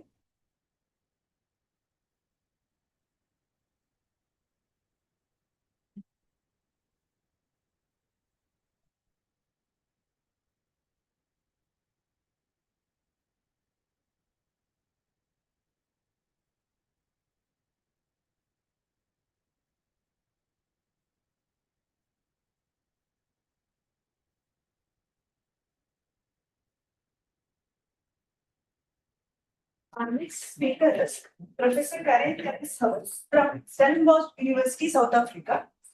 The title of the talk is Life Just Outside Linearity, an Introduction to Near Vector Spaces. Now I request Sunil Jacob, sir from Cochin University, NIT Calicut, to take over the session.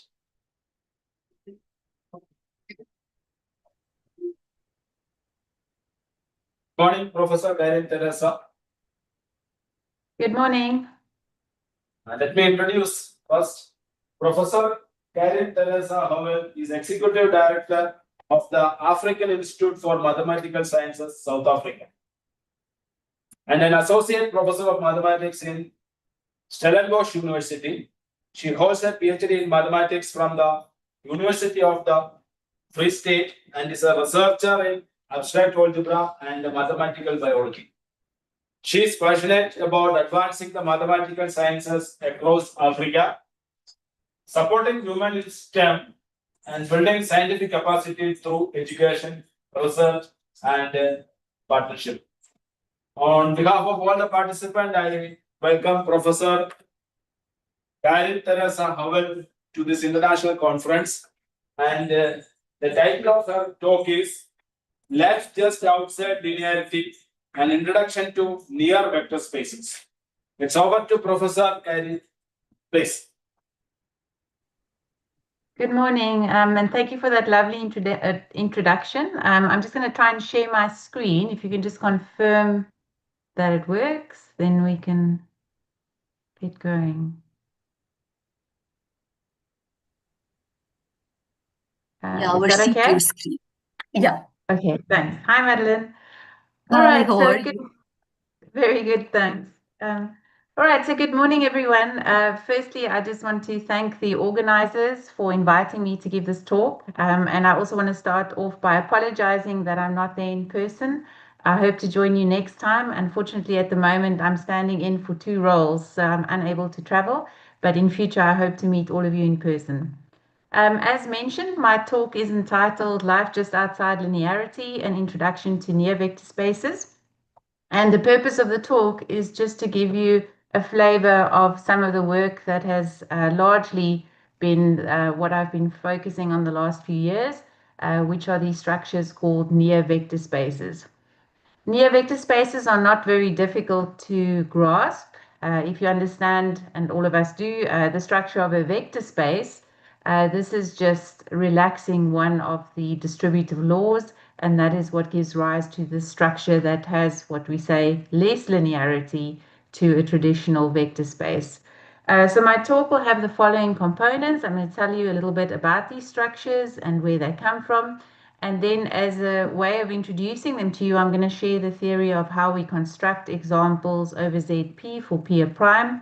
And then finally, I'm going to share a very simple application of these structures just to share what I think is the value in them being used to model nonlinear behavior. So the near vector spaces that I've predominantly studied are the ones defined by Johannes Andre in the 60s. He's not the only person who defined a structure that has this less linear property than a vector space. Kozel defined a different structure, and there's also another definition by Beilman. Andre's definition was motivated by his interest in geometry, and in the last few years, we've also been looking at that work and trying to see what else we can show and learn from the work.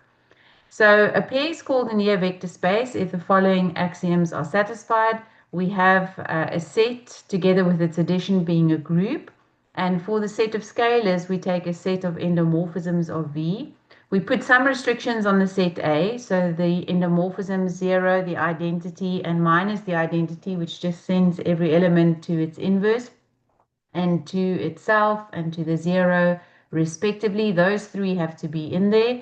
And the non-zero elements of A need to form a subgroup of the automorphism group of V.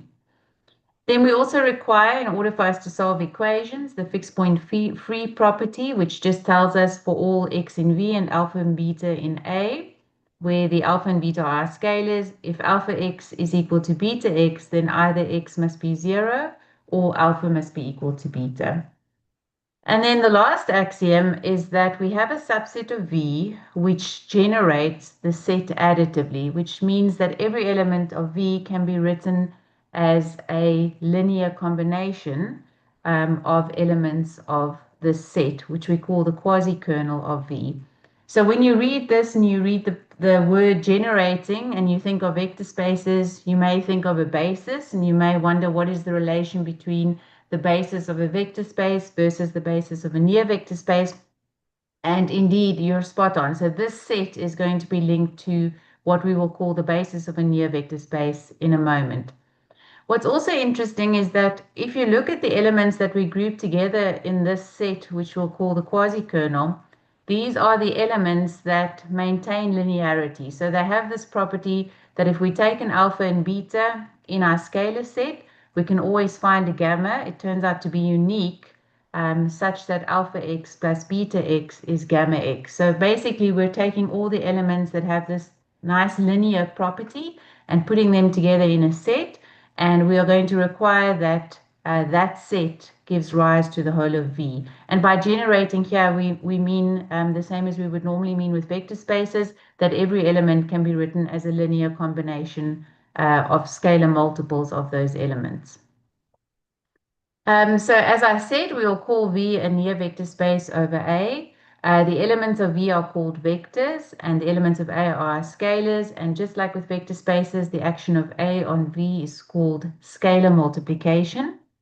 You may wonder if, like vector spaces, V together with its addition is an abelian group. And although it's not required as an axiom, it's quite straightforward to show that since we have minus the identity in A, which maps every element to its inverse, we can show that V together with its addition is an abelian group. Now, the dimension, do we have a notion of dimension with near vector spaces? And we do.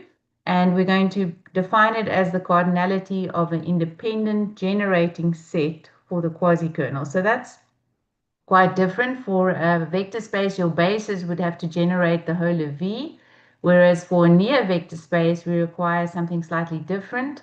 We require that we can find a subset that generates the quasi-kernel, but of course we have that the quasi-kernel generates the whole of V, and so we're back to this idea of a generating set. Independence here turns out to be exactly the same as for vector spaces. So it means if you have a linear combination vanishing, then all the scalars would have to be equal to 0. There's more theory around spanning sets and around linear independence, but for this talk, I'm just going to keep things quite simple to give you an introduction to this topic. If you look at the axioms required for a near vector space, with some consideration, it's quite easy to see that every vector space is a near vector space. And for those of you who've done work in near rings, for example, it's the same that every ring turns out to be a near ring. So near vector spaces form part of the near body of work in algebra. And every vector space, as we said, is a near vector space. And if you think which elements have this property, it will turn out to be all elements of V. So for a vector space, the quasi-kernel of V is the entire V. All right, so let me just go back to the definition. One thing I want to mention is that if you construct a near vector space, you turn out to have all the axioms of a vector space holding, except possibly one of the distributive laws. And by the fact that A is a set of endomorphisms of V, you will have the distributive law that alpha acting on V plus W is alpha V plus alpha W. The distributive law that we do not have in general is that alpha plus beta in brackets times V is equal to alpha V plus beta V. So that is the one that doesn't hold in general and changes the structure from what we're used to. All right, so one theorem that's very important in the theory of near vector spaces was proven by Van der Walt. He's actually from Stellenbosch University, so I was very pleased when I studied near vector spaces and learned about his work that also happened at Stellenbosch. And so this theorem, and I'm not going to read it, it's quite a mouthful, but it gives us the tools to construct near vector spaces. So I'll just read the sentence that says, if VA is a finite dimensional near vector space, then it means that there exists a finite number of near fields and semigroup isomorphisms such that we can do the following. So basically, I just want to draw your attention to near fields. So near fields are, again, the generalization of fields. So it's, again, like with near rings where you drop one of the distributive laws. A near field is, again, the same type of structure as a field, except we remove one of the distributive laws. And what this theorem tells us is if we have a near field, we can essentially take copies of that near field and define the scalar multiplication in terms of semigroup isomorphisms of that near field. And that's all we need to take from this theorem for me to illustrate to you how to construct near vector spaces. So we're going to go for a very simple construction. We know that ZP is a field and every field is a near field. And so this will do the job for us. So what the theorem basically tells us is if we want to construct a near vector space, we can take copies of ZP. And if we want the dimension of that near vector space to be n, then the theorem tells us take n copies of ZP. And then to define the scalar multiplication, you need the semigroup automorphisms of the multiplicative group of the ZPs. So in this case, we're looking for the semigroup automorphisms of ZP under multiplication, and those are well known. I'll refer to them in a moment. And once we have them, we define the scalar multiplication as follows. So when we take a scalar alpha and we multiply it with the tuple xi, instead of just multiplying in with alpha like we would normally do with vector spaces, we first apply this semigroup automorphism on the scalar, and the result gets multiplied with xi. And this is then the construction that gives us a way of completely constructing near vector spaces. This multiplication that happens here is a perturbation of normal multiplication. Of course, the version where the multiplication is just the identity would just take us back to a vector space construction. All right, so this is the result I spoke about. It is well known that the multiplicative automorphisms of ZP can be completely described as all elements lying between 1 and p minus 2, such that they are relatively prime to p minus 1. And once you write those down, all maps of the form phi of x equal to x to the q will be the automorphisms that we need. So for example, if we were to take our q equal to 5, sorry, I see this should actually be, this should be corrected, but just ignore this for now. But if we then write all the elements down that are relatively prime to 4, then the options that we have is for q to be 1 or 3. And so each of these define our multiplicative automorphisms. It can either be x to the 1, which is just the normal identity mapping, or it can be x to the power 3, which is the cubic power. So these are the two options that we have for defining our scalar multiplication. So as an example, if we were to take our finite field to be Z5, and we take 2 copies of Z5, then for the scalar multiplication, according to Van der Waals theorem, we have 2 options. We can either use the identity or the cubic power. And so one example of a near vector space would be to keep the normal multiplication in the first component. And in the second component, instead of multiplying by alpha, we first cube alpha and then multiply by y. And this then gives us an example of the smallest near vector space, proper near vector space that we can construct. If we were to ask which elements would have the linear property that we spoke of before, required for the quasi-kernel, we would see that the quasi-kernel is a disjoint union of these two sets. So all elements of the form A0 combined with all elements, or the union with all elements of the form 0b. If we had to ask about a basis, remember we said a basis is a subset of the quasi-kernel that can generate the quasi-kernel. We will find that 1, 0, and 0, 1 will be a basis of this near vector space. And what's interesting is it would also serve as a basis if we just took 2 copies of Z5 and kept the multiplication as per usual. And so it's nice to compare what we would have against the vector space and then see what axioms do we not have and what is the difference of this lack of linearity that we're speaking of. So to illustrate the differences between this small near vector space and a vector space, we need to delve into further properties. And the first definition that we need is called regularity. Now, regularity is a central idea in near vector spaces. It's a very simple concept, and again, just like when we defined the quasi-kernel and we collected all the elements that have a certain linearity, regularity is another property that keeps track of the linearity that the space has. So we will say that a near vector space is regular if for any 2 non-zero elements of the quasi-kernel, they are compatible. And what does that mean? It means for any 2 vectors, u and v of the quasi-kernel, and they are non-zero. That's why I said they are from qv star. So this should be qv star as well. There exists a non-zero scalar, so we can always find a scalar such that u plus lambda v is back in the quasi-kernel. So again, we're trying to keep track of a certain type of linearity. And if for any 2 vectors we can find such an element that this sum is back in the quasi-kernel, we will say that those 2 vectors are compatible to each other. Now, if that is the case for any 2 vectors from the non-zero quasi-kernel, we will say that the space is regular. Now, regularity is very important because of the decomposition theorem that Andre originally proved in his paper. And what the decomposition theorem tells us is that every near vector space can be decomposed into maximal regular subspaces. And why is this important?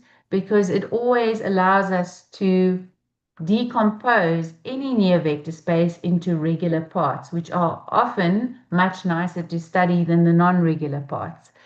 Now, the regular spaces in near vector space theory are the spaces that most behave like vector spaces. So they would most mimic what we would expect of a vector space, whereas non-regular spaces, they are the ones that deviate considerably from what we would expect for a vector space. And I'm going to explain that to you in a moment with a nice example. Just to say, if we were to think about vector spaces, we did say earlier that every vector space is a near vector space with a quasi-kernel equal to the whole space. If we were to ask if any vector space is a regular near vector space, of course it would be, because we said for a vector space, the quasi-kernel is the whole space. And of course, this closure under scalar multiplication holds for any 2 elements of a vector space. And so we will think of a vector space as a regular near vector space. All right, the decomposition that Andre proved is unique. In fact, he spoke of the regular subspaces as the building blocks of near vector space theory. Subspaces here, just to keep the talk as accessible as possible, are exactly what we would expect. So there are subsets of the vector space that are closed under addition and scalar multiplication. And the last thing I just want us to note, and something that can be a bit confusing, note that if your space is the same as the quasi-kernel, and that's not always the case, I'm going to show you a nice example in a moment. If V is equal to QV, then of course, this property will always hold, and the near vector space will be regular, okay? But in general, the converse is not true. So I'm not going to share an example of that today, but we have some counterexamples so that we don't have that this holds in both directions. So why does regularity matter? As I mentioned, regular near vector spaces are well behaved, which means that they're not as interesting as the non-regular ones, but we always have a decomposition theorem that takes us to these regular parts, and that's been very useful in studying the theory of near vector spaces. So if we go back to the little example we had before, we would take 2 copies of Z5 and we perturb the multiplication. So if you remember, in the first component, we multiplied as per usual. And in the second component, we first took the scalar, cubed it, and then multiplied with the entry. Then we get a proper near vector space. And we said that its quasi-kernel is the disjoint union of these 2 sets.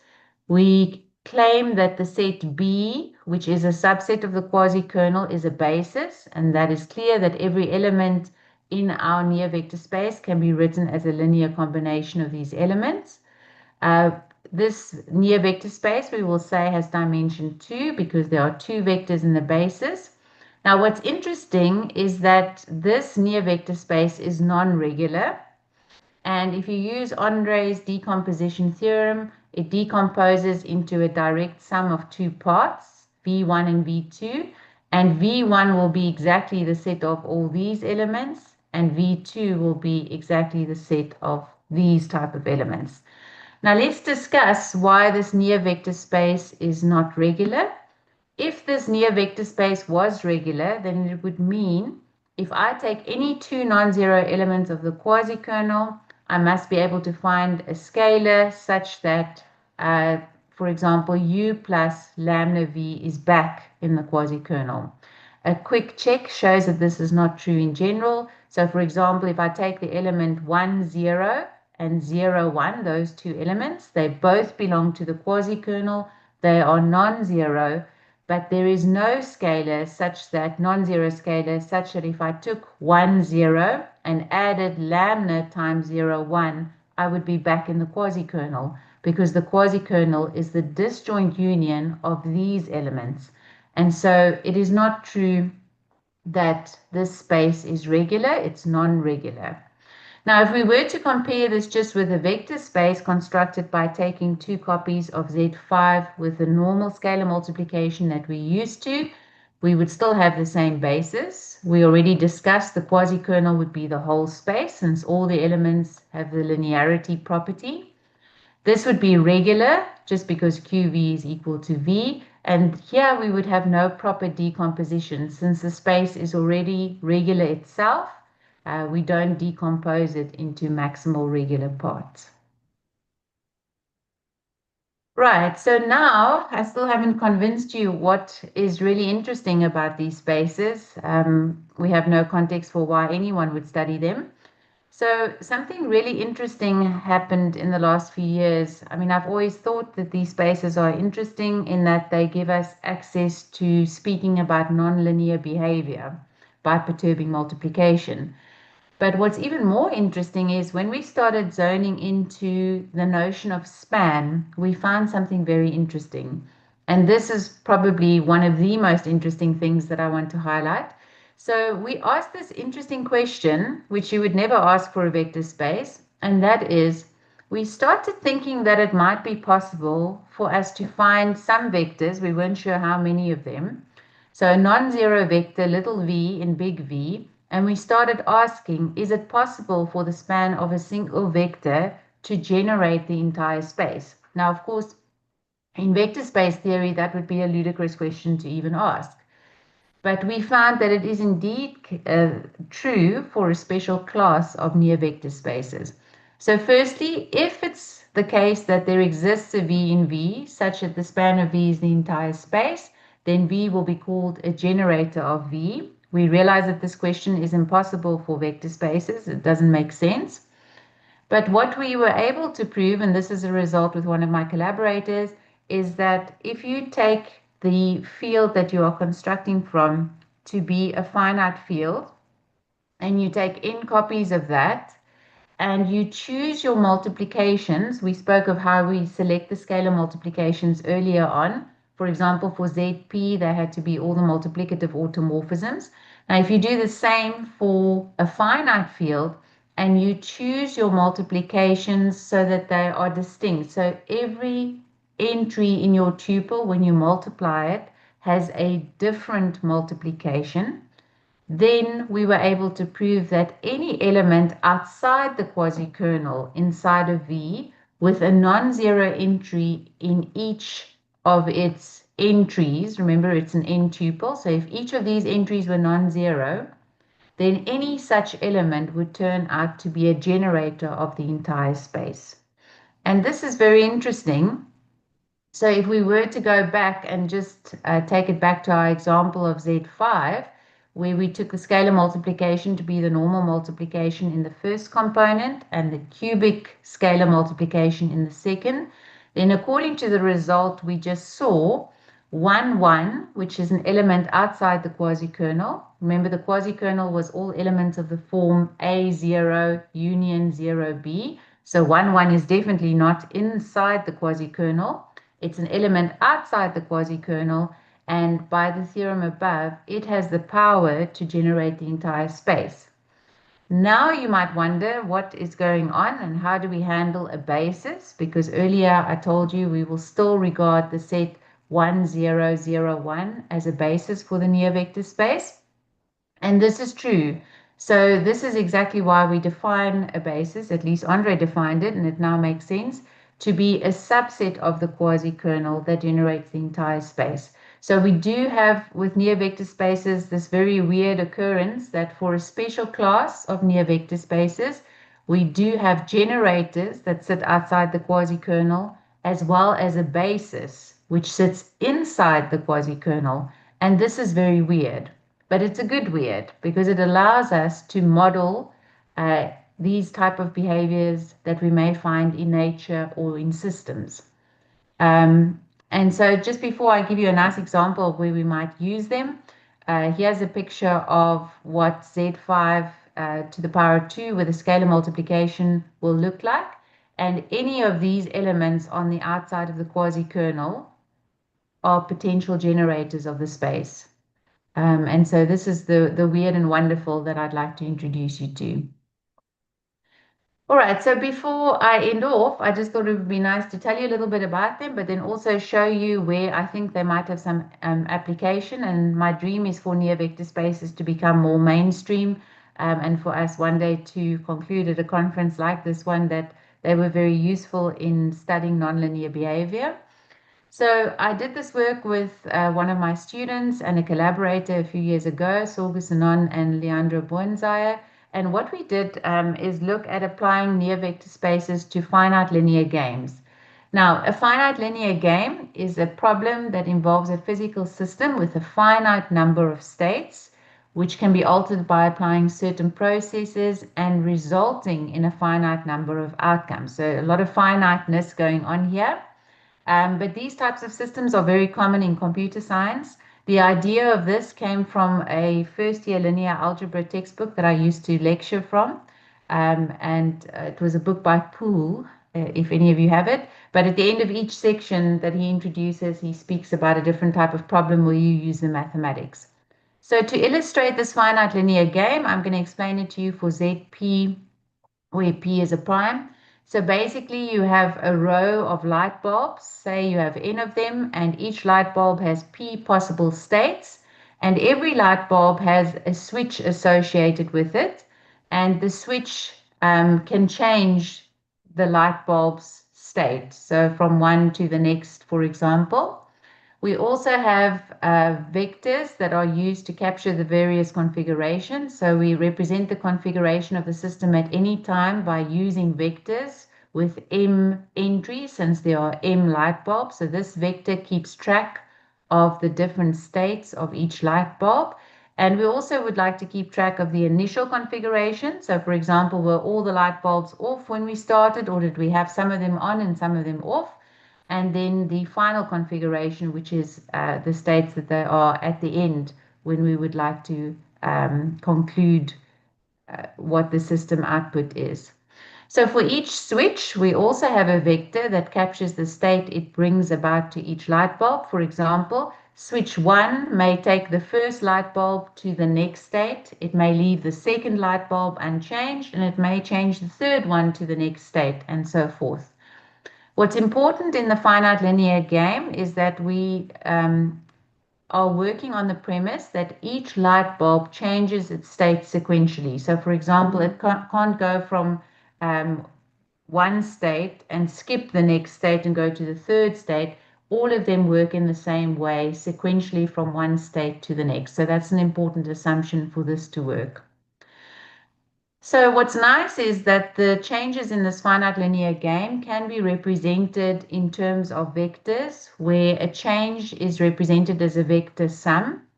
And you can also introduce scalar multiplication, and scalar multiplication would then represent pressing a switch more than once. So for example, 2S1 would mean that I switched S1 twice, and so forth. And so by using scalar multiplication and vector addition, we can then represent the pressing of a switch. For example, final configuration is initial configuration plus pressing the switch. And we can also then extend this to go from a final configuration, from an initial configuration to the final configuration, if we were to press the switch more than once. For example, we could say that the final configuration was the initial configuration plus I pressed switch 1 twice, I didn't press switch S2, so there would be a 0 there, and so forth. And so we are able to keep track of what the final configuration is and how many times we pressed a given switch. So why is this a game? Because we can ask questions like, how many times must I press each switch to get a certain configuration? For example, to make sure that the first light bulb is off, the second one is on, the third one is off, and the fourth one on, for example. And that then becomes a very simple linear algebra system that a first year can solve. And so the aim here is to do it in the near vector space structure and capture the difference between the two. So we're going to take M copies of ZP. We're going to assume that our light bulb has various colors, for example. So 0 would be off. State 1 could be light blue. State 2 could be red, and so forth. So we assign M colors. And then we see, can we get all different configurations by pressing a switch? And what we're going to do is, instead of using the normal scalar multiplication, where, for example, multiplying 2 would mean pressing the second switch twice, for example, we are now going to perturb the scalar multiplication as we did with near vector spaces and play around with cubing each scalar before multiplying. So a very simple example, suppose we have 4 lights, A, B, C, and D. They are controlled by 4 switches. Each light has different states. 0 will be off, and then 1 could be a certain color, 2 could be another color, 3 another color, and 4 different color. And the question that we're going to ask is, how many times do we need to press each of these switches in order to get a final configuration that we want? And the next question is, are all configurations possible? And they are not in general, not for vector spaces with a normal multiplication, but also not for near vector spaces. So for example, applying switch A would leave the first light in its normal state. It will actually take the first light to state 1. It will leave the second and third lights off, and it will take the last light to state 4, for example. And so we can draw little pictures to represent the different color changes. So for example, this is what switch A would do. If state 1 was a yellow light, then it would take light 1 and it would become yellow. The second and third light would stay off because 0 represents off, and 4 could, for example, be that the last light is color red. And keep in mind that the changes are sequential. As I mentioned, every light can only move in the following way: from being off to yellow to orange to green to red back to being off. And so what we are able to do then is to ask, if we have a certain initial configuration, is there a linear combination? So can we press these switches a certain number of times to get a particular desired outcome? And this then just becomes a linear system that we need to solve. Again, first year mathematics teaches us how to do this. And if you do it, you'll find that the scalars are 2, 4, 0, and 0, for example. This is in the vector space setting with the normal multiplication. What we did is look what happened if we changed the scalar multiplication. So alpha k means pressing a switch alpha times, but now we perturb the scalar multiplication and we first cube each scalar before multiplying it with the respective entry. And what is interesting then is you still get a linear system to solve. Sorry to interfere. Time is running off. Okay, I'm going to finish it in a moment. Okay, super, thank you. So we're still able to solve it. But what is interesting is here, the switch no longer behaves as we would expect it to. For a vector space, nk would mean pressing the switch n times. In this way, because we introduce a near vector space, it seems that the switch sort of remembers what it did, which is very different from it doing the same thing over and over. And so these systems are very interesting for capturing nonlinear behavior. So I won't go through that, but why it's useful, it's the perturbed multiplication, as I mentioned, gives us an example of a near vector space. And so hopefully I've illustrated to you that using near vector spaces allows us to capture nonlinear finite systems and study their behavior and still decompose their behavior into regular parts. And finally, I just want to thank you for the opportunity to speak to you about near vector spaces, and also to encourage you to reach out if you'd like to know more of them. I know that there are many hyperstructure talks in this conference as well. I also want to mention that I've worked with one of my students and we wrote a paper on hyper near vector spaces. So if you're interested, there's more work to do there as well. But thank you for your time and for listening to my talk. Thank you. Thank you, Professor Karen, for the really enlightening talk on near structures. And it's time for discussions. If there are any questions, you can ask.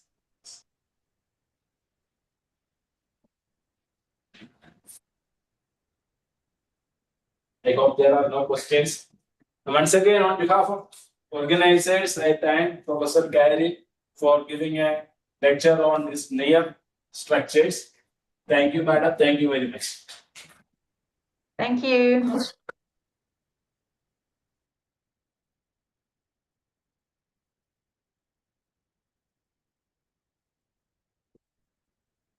With no further we shall invite Dr. Romeo from Kochi University of Science and Technology. The title of the talk is Endomorphisms and Groups of Vector Bundles and Space. May I request Professor Om Prakash from IIT Patna to chair this session?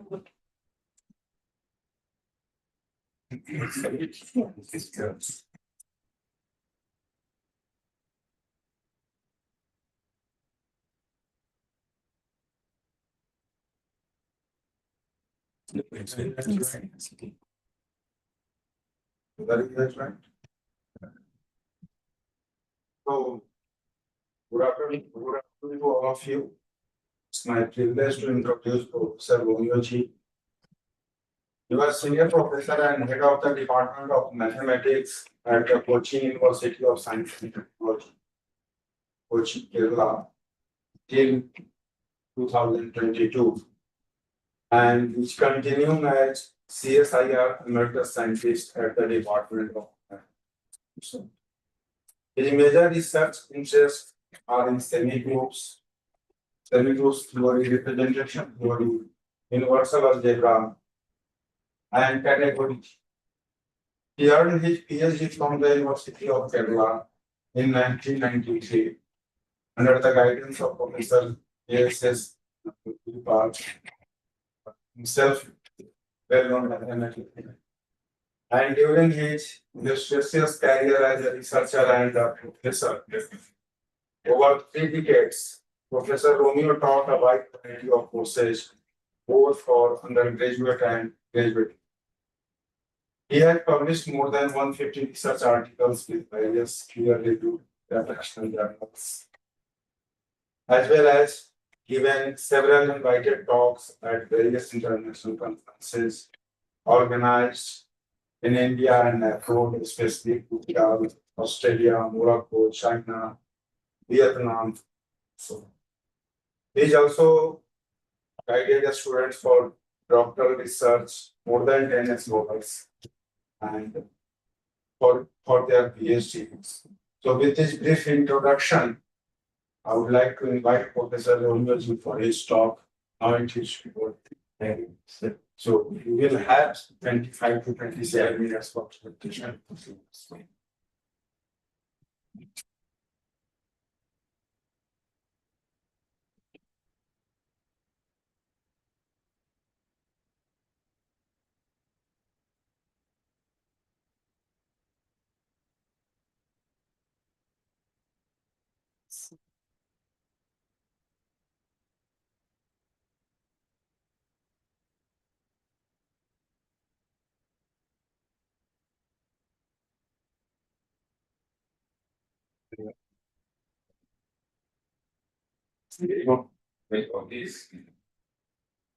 India of an expository nature, and to introduce you the idea of cross connection.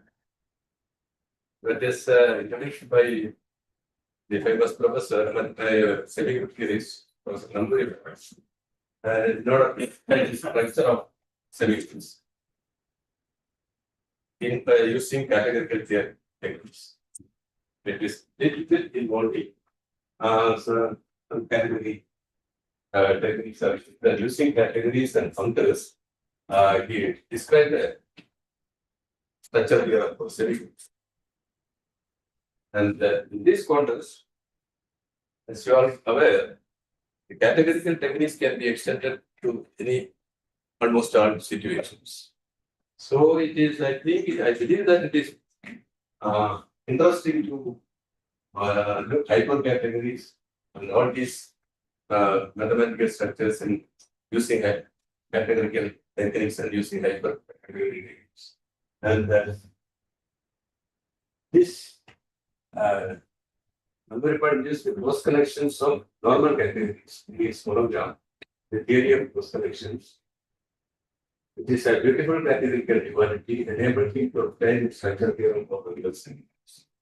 And later on, this cross connection structure, this theory was extended to describe the structure of component semi, that is generalization from regular to non-regular semi. In for the paper appeared in International Journal of Multiple Application, and later in file the cross connection theory of linear transformations were introduced.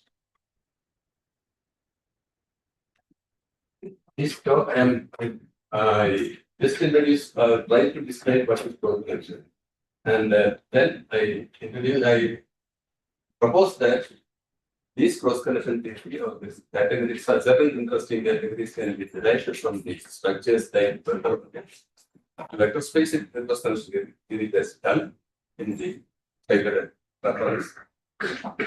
From vector space to vector volumes, it will be a little more tricky, but I believe that it's possible to extend the cross connection theory to other researches.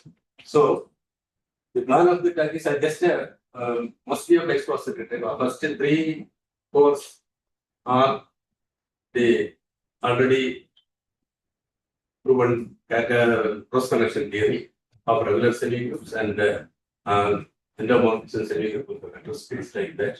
So, with a brief description of categories, functors, category preliminaries, I go to the cross connections and I try to describe roughly what is the idea of cross connection.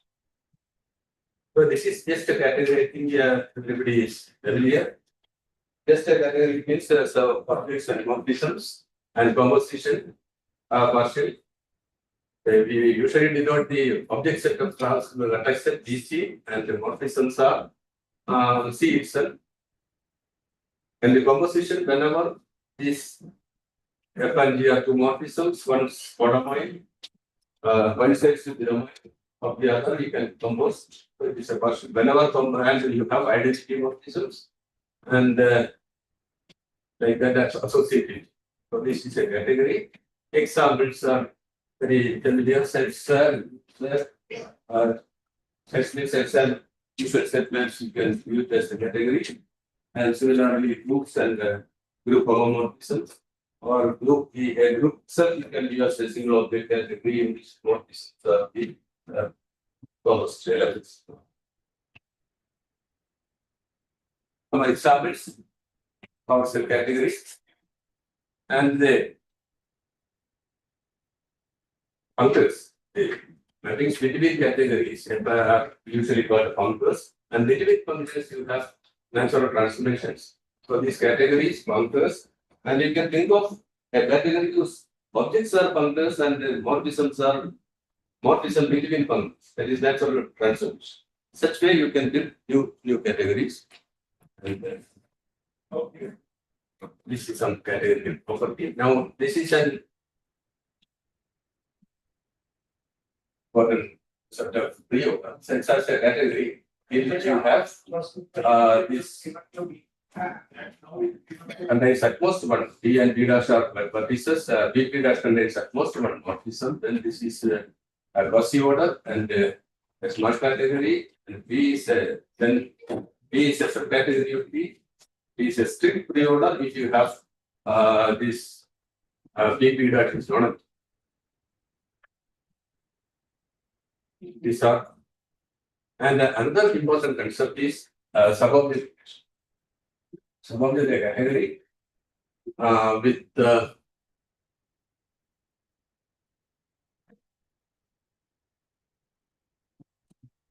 morphism F in a category C subobject. Now subobject means a usual in the usual category setup.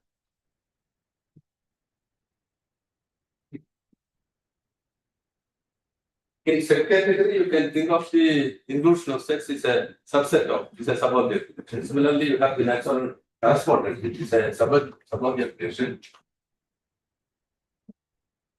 For example, say set group etc. The actually induced from objects by use of inclusion subobject. And the aim is to describe a normal category. The category you have morphisms, and the category with subobjects you have. See, it's a category with subobjects, and I want to define a code. A code in the category is this one.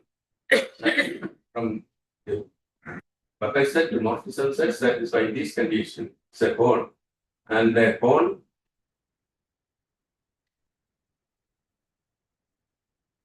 if there exists one C. For each one, you have each C, you have a morphism from vertex set to the houses.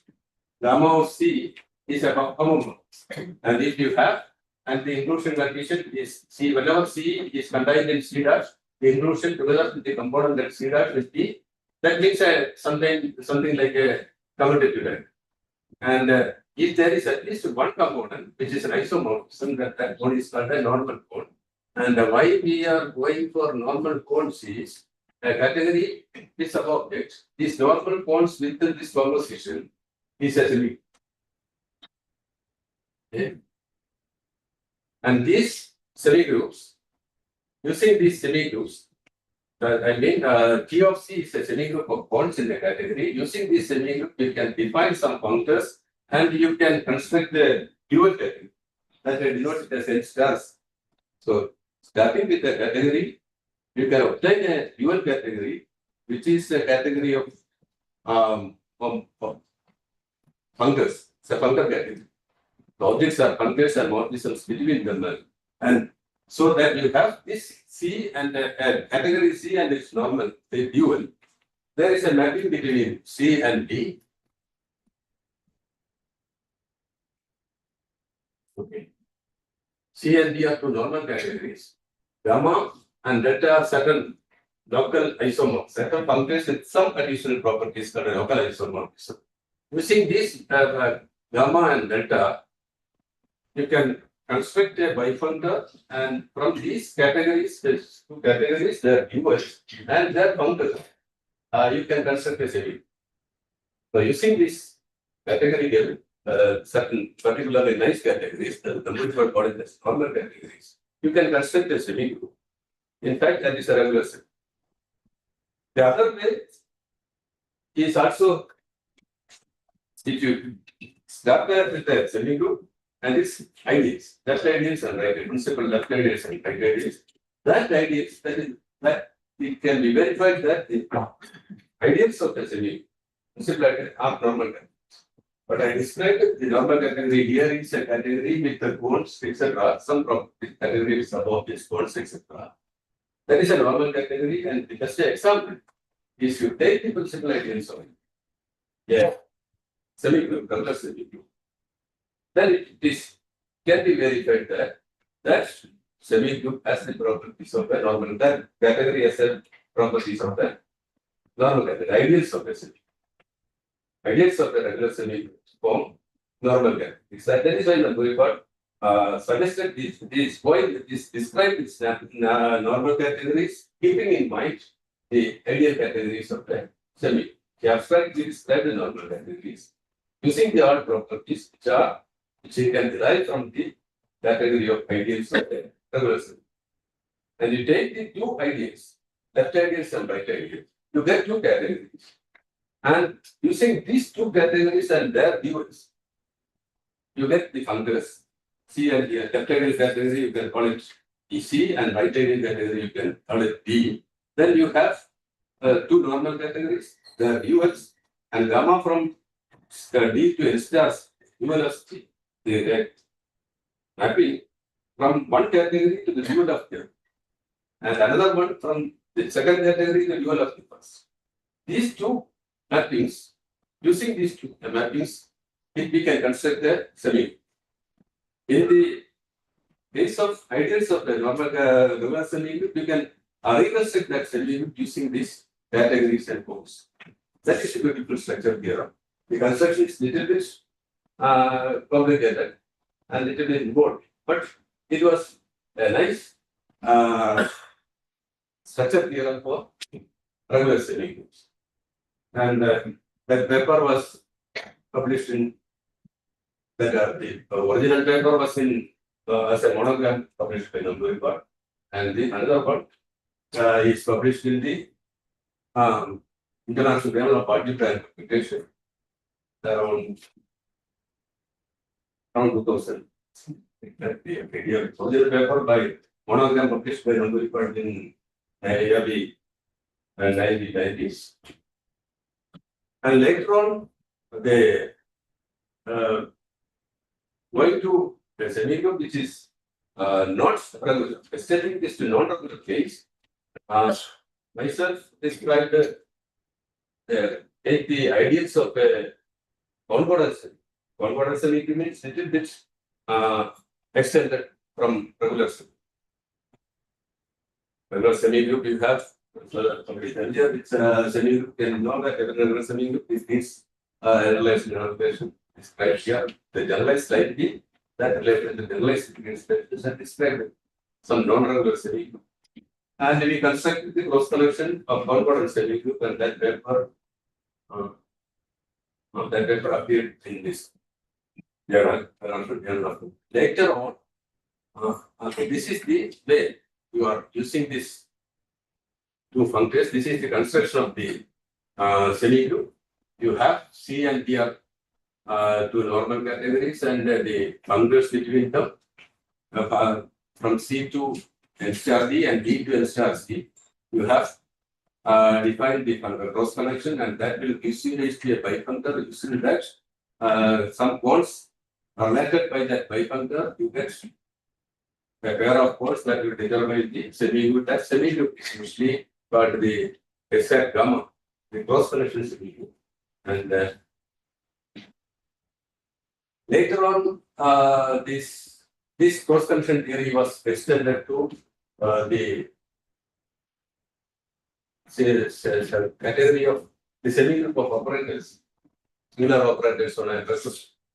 And that paper appeared in a semi-group form around 2000. It is a reference file, semi-group form paper. And there we consider the vector space SB the category of subspaces of P, and another subspace is AB, the category of annihilators of P. I define the annihilator here. P is a vector space, a subset S of P is an annihilator. It's not of the linear functional F belongs to P star F of C 0.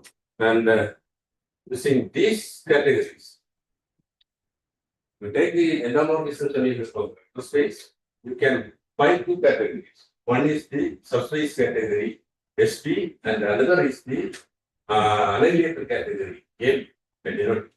Using these two categories, you can construct the cross connection and you can obtain the semi-group.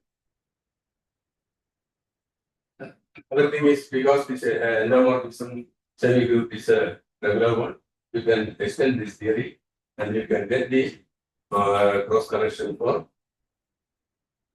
P is a finite dimensional vector. First of all, you can SV is a subspace category and AB is the annihilated category, annihilated subspace category.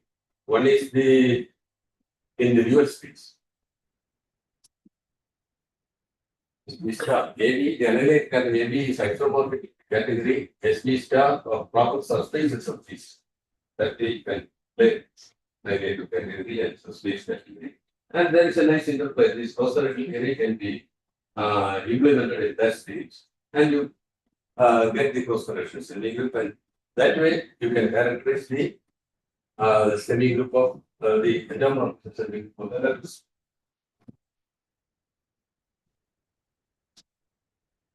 This is the description of the endomorphism semi-group of the vector space, and this is the cross connection, and this is the cross connection semi-group of cross connection is given by this. This is completely determined by the subspace category and annihilator category, and the cross connection exists. That is translating everything done by the body. The case of regular semi-group to a specific semi-group of that never appeared semi-group. And the C2 and is a student of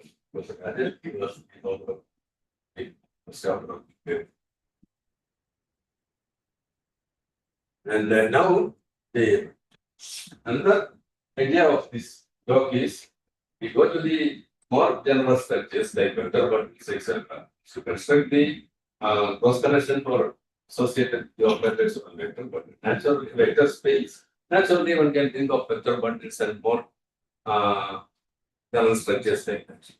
As I define a vector bundle like this is just a fiber bundle, any bundle, EPB, where P is a projection, bundle projection, and in case you have bundle just like sub bundles, all those things you can, examples are there. Covering space of a topological space, you can view it as a bundle structure. Okay. Each P from the covering space X is a covering map, then each P inverse U for each open sets. P inverse U is the collection of open sets. They can be viewed as the fibers of the. In that way, covering space is an example. Similarly, you can get simply a simple example. You can take any space B, and you take the some vector space B cross F to be the projection, and the projection, the first component, that will be a trivial bundle. So there are several examples, and etc. Or examples of vector bundles. And in a vector bundle, if you have each fiber has the structure of a vector space, it is known as a vector bundle. And in the case of bundles, vector bundles, you have bundle morphism, etc. You can define sub-bundles, bundle morphism, etc. You can define different ideas of there. And if a bundle with a fiber and additional structure, the vector space structure is called vector bundle. And there are plenty of examples of vector bundle. Any group, manifold, and case and all the projection map from D equals R K M is a real vector bundle of random. Okay, this is the tangent bundle. So there are for tangent bundles and there are examples of vector bundles. Tangent bundle over SL.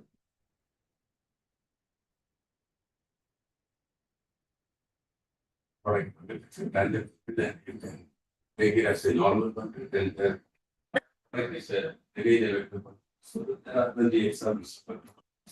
And morphisms and subbundles, that is the usual way one can define and present the concept of morphisms and bundle morphisms and subbundles, etc. And natural extensions to the possible ideas of bundles of fibers of subbundle dimension, etc. As usual. And the dual bundle. If you have a vector bundle, you have the idea of dual bundle. And Y is a vector bundle, then Y star. The where V star is the dual spaces. If E is a fiber, in the usual case, the fiber of the dual bundle will be the functions EBR. They are the linear functions. So fibers are linear functions. So natural duality of vector spaces come to the vector bundle case also. The fibers of the dual bundle are dual vector spaces. Fibers of the bundle are vector spaces. Fibers of the dual bundle are dual vector spaces. That's examples.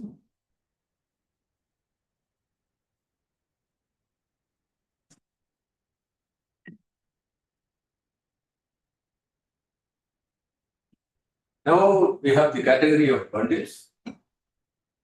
The bundles are objects and the bundle morphisms. You have the category of bundles. This is just to define the groupoid because you can have the examples of groupoid bundles. Groupoid is nothing but a small category with certain axes. Every morphism is important. And a bundle. For one bundle, you have a groupoid associated with the bundle. That is that GE is the groupoid called prime groupoid of the bundle. Just for an example of a bundle, prime groupoid. That is why that is. So the interesting thing is in these bundles you can define codes and these bundles. Category of bundles and bonds in category of bundles, and my aim is to introduce the category of bundles in such a way that similar to the categories of categories arising from semi-groups, you can and vector spaces. You have to see that the category of categories arising from vector spaces. Similarly, we can think of categories arising from vector bundles, and using those categories, is it possible to construct the cross connection of people? It's a question, but that construction has not done. But I define the several categories associated with bundles, and you'll try to extend the cross connection theory to the vector bundle situation. That is the goal of presently our work. But so far only we define the categories. So the endomorphisms of a vector bundle are hyperstructure maps, and we define category. You define this category NDE of endomorphisms of D. That is the our candidate. You have the endomorphisms of a category. You define this objects are endomorphisms and morphisms are bundle morphisms. And composition is the composition of bundle. And with this endomorphism,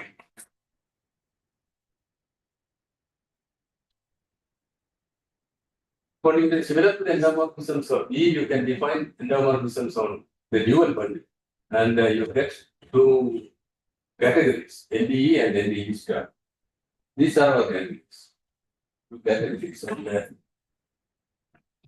now I define another category. This category of vector bundles. The category of fibers of vector. So you take a vector bundle and the fibers of the vector bundle as objects, and the morphisms are these maps, fiber maps. Among this is the linear maps, because each fibers is a linear linear space, and fibers are linear maps. You get these categories. I got it as scripting f of E, and similarly you have scripting f of E star, and using these.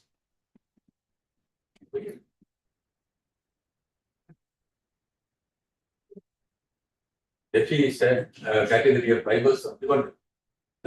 Similarly, you can construct the category of fibers of the Nimel type of E star.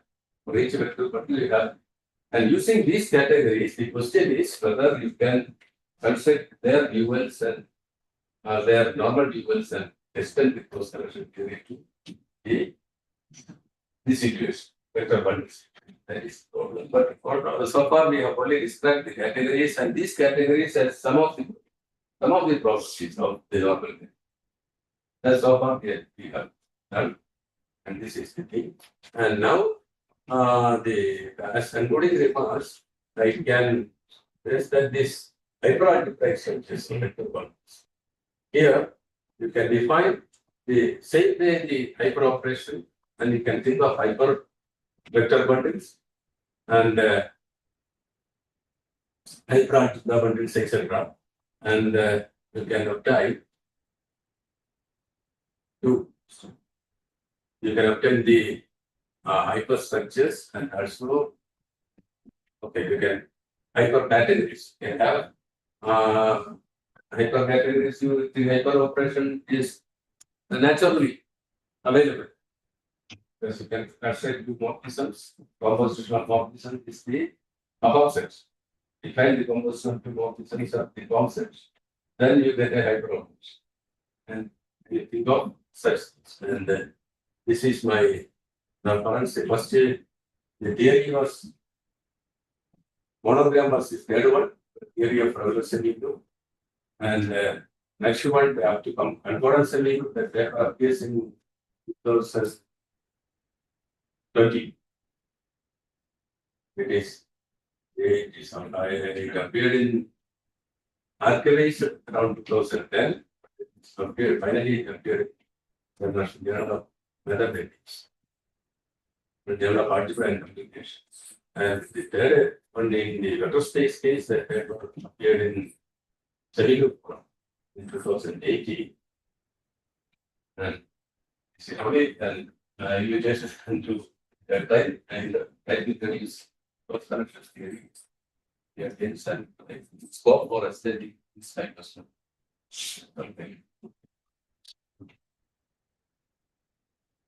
Thank you so much, Professor Vijay. Having any questions? If we look at the line, but the level surface, certain line, but you can associate cohomology. Yeah. And then you can look at the category of cohomology. Then the tangent comes picture code, and one side you get differential, the other side Yeah, I think something. Is that good? Yeah. That way this duality arises. That is exactly. That is that. Because that type of duality we are trying to attack. Yeah, so there we have a nice theorem. Nice theorem. This is slightly, within those fields, slightly, relationship can get this direction extra. That these type of connections are plenty. Any other questions, please? Or query? Any other? If there is no question, so again, once more, big thanks to the speaker for taking in the time. So, this is what's this session to. Take the next one also. Let us thank the chairperson for the session from some. Thank you, sir. We shall now move on to lunch, which is arranged in canteen. We'll be back by 2:30.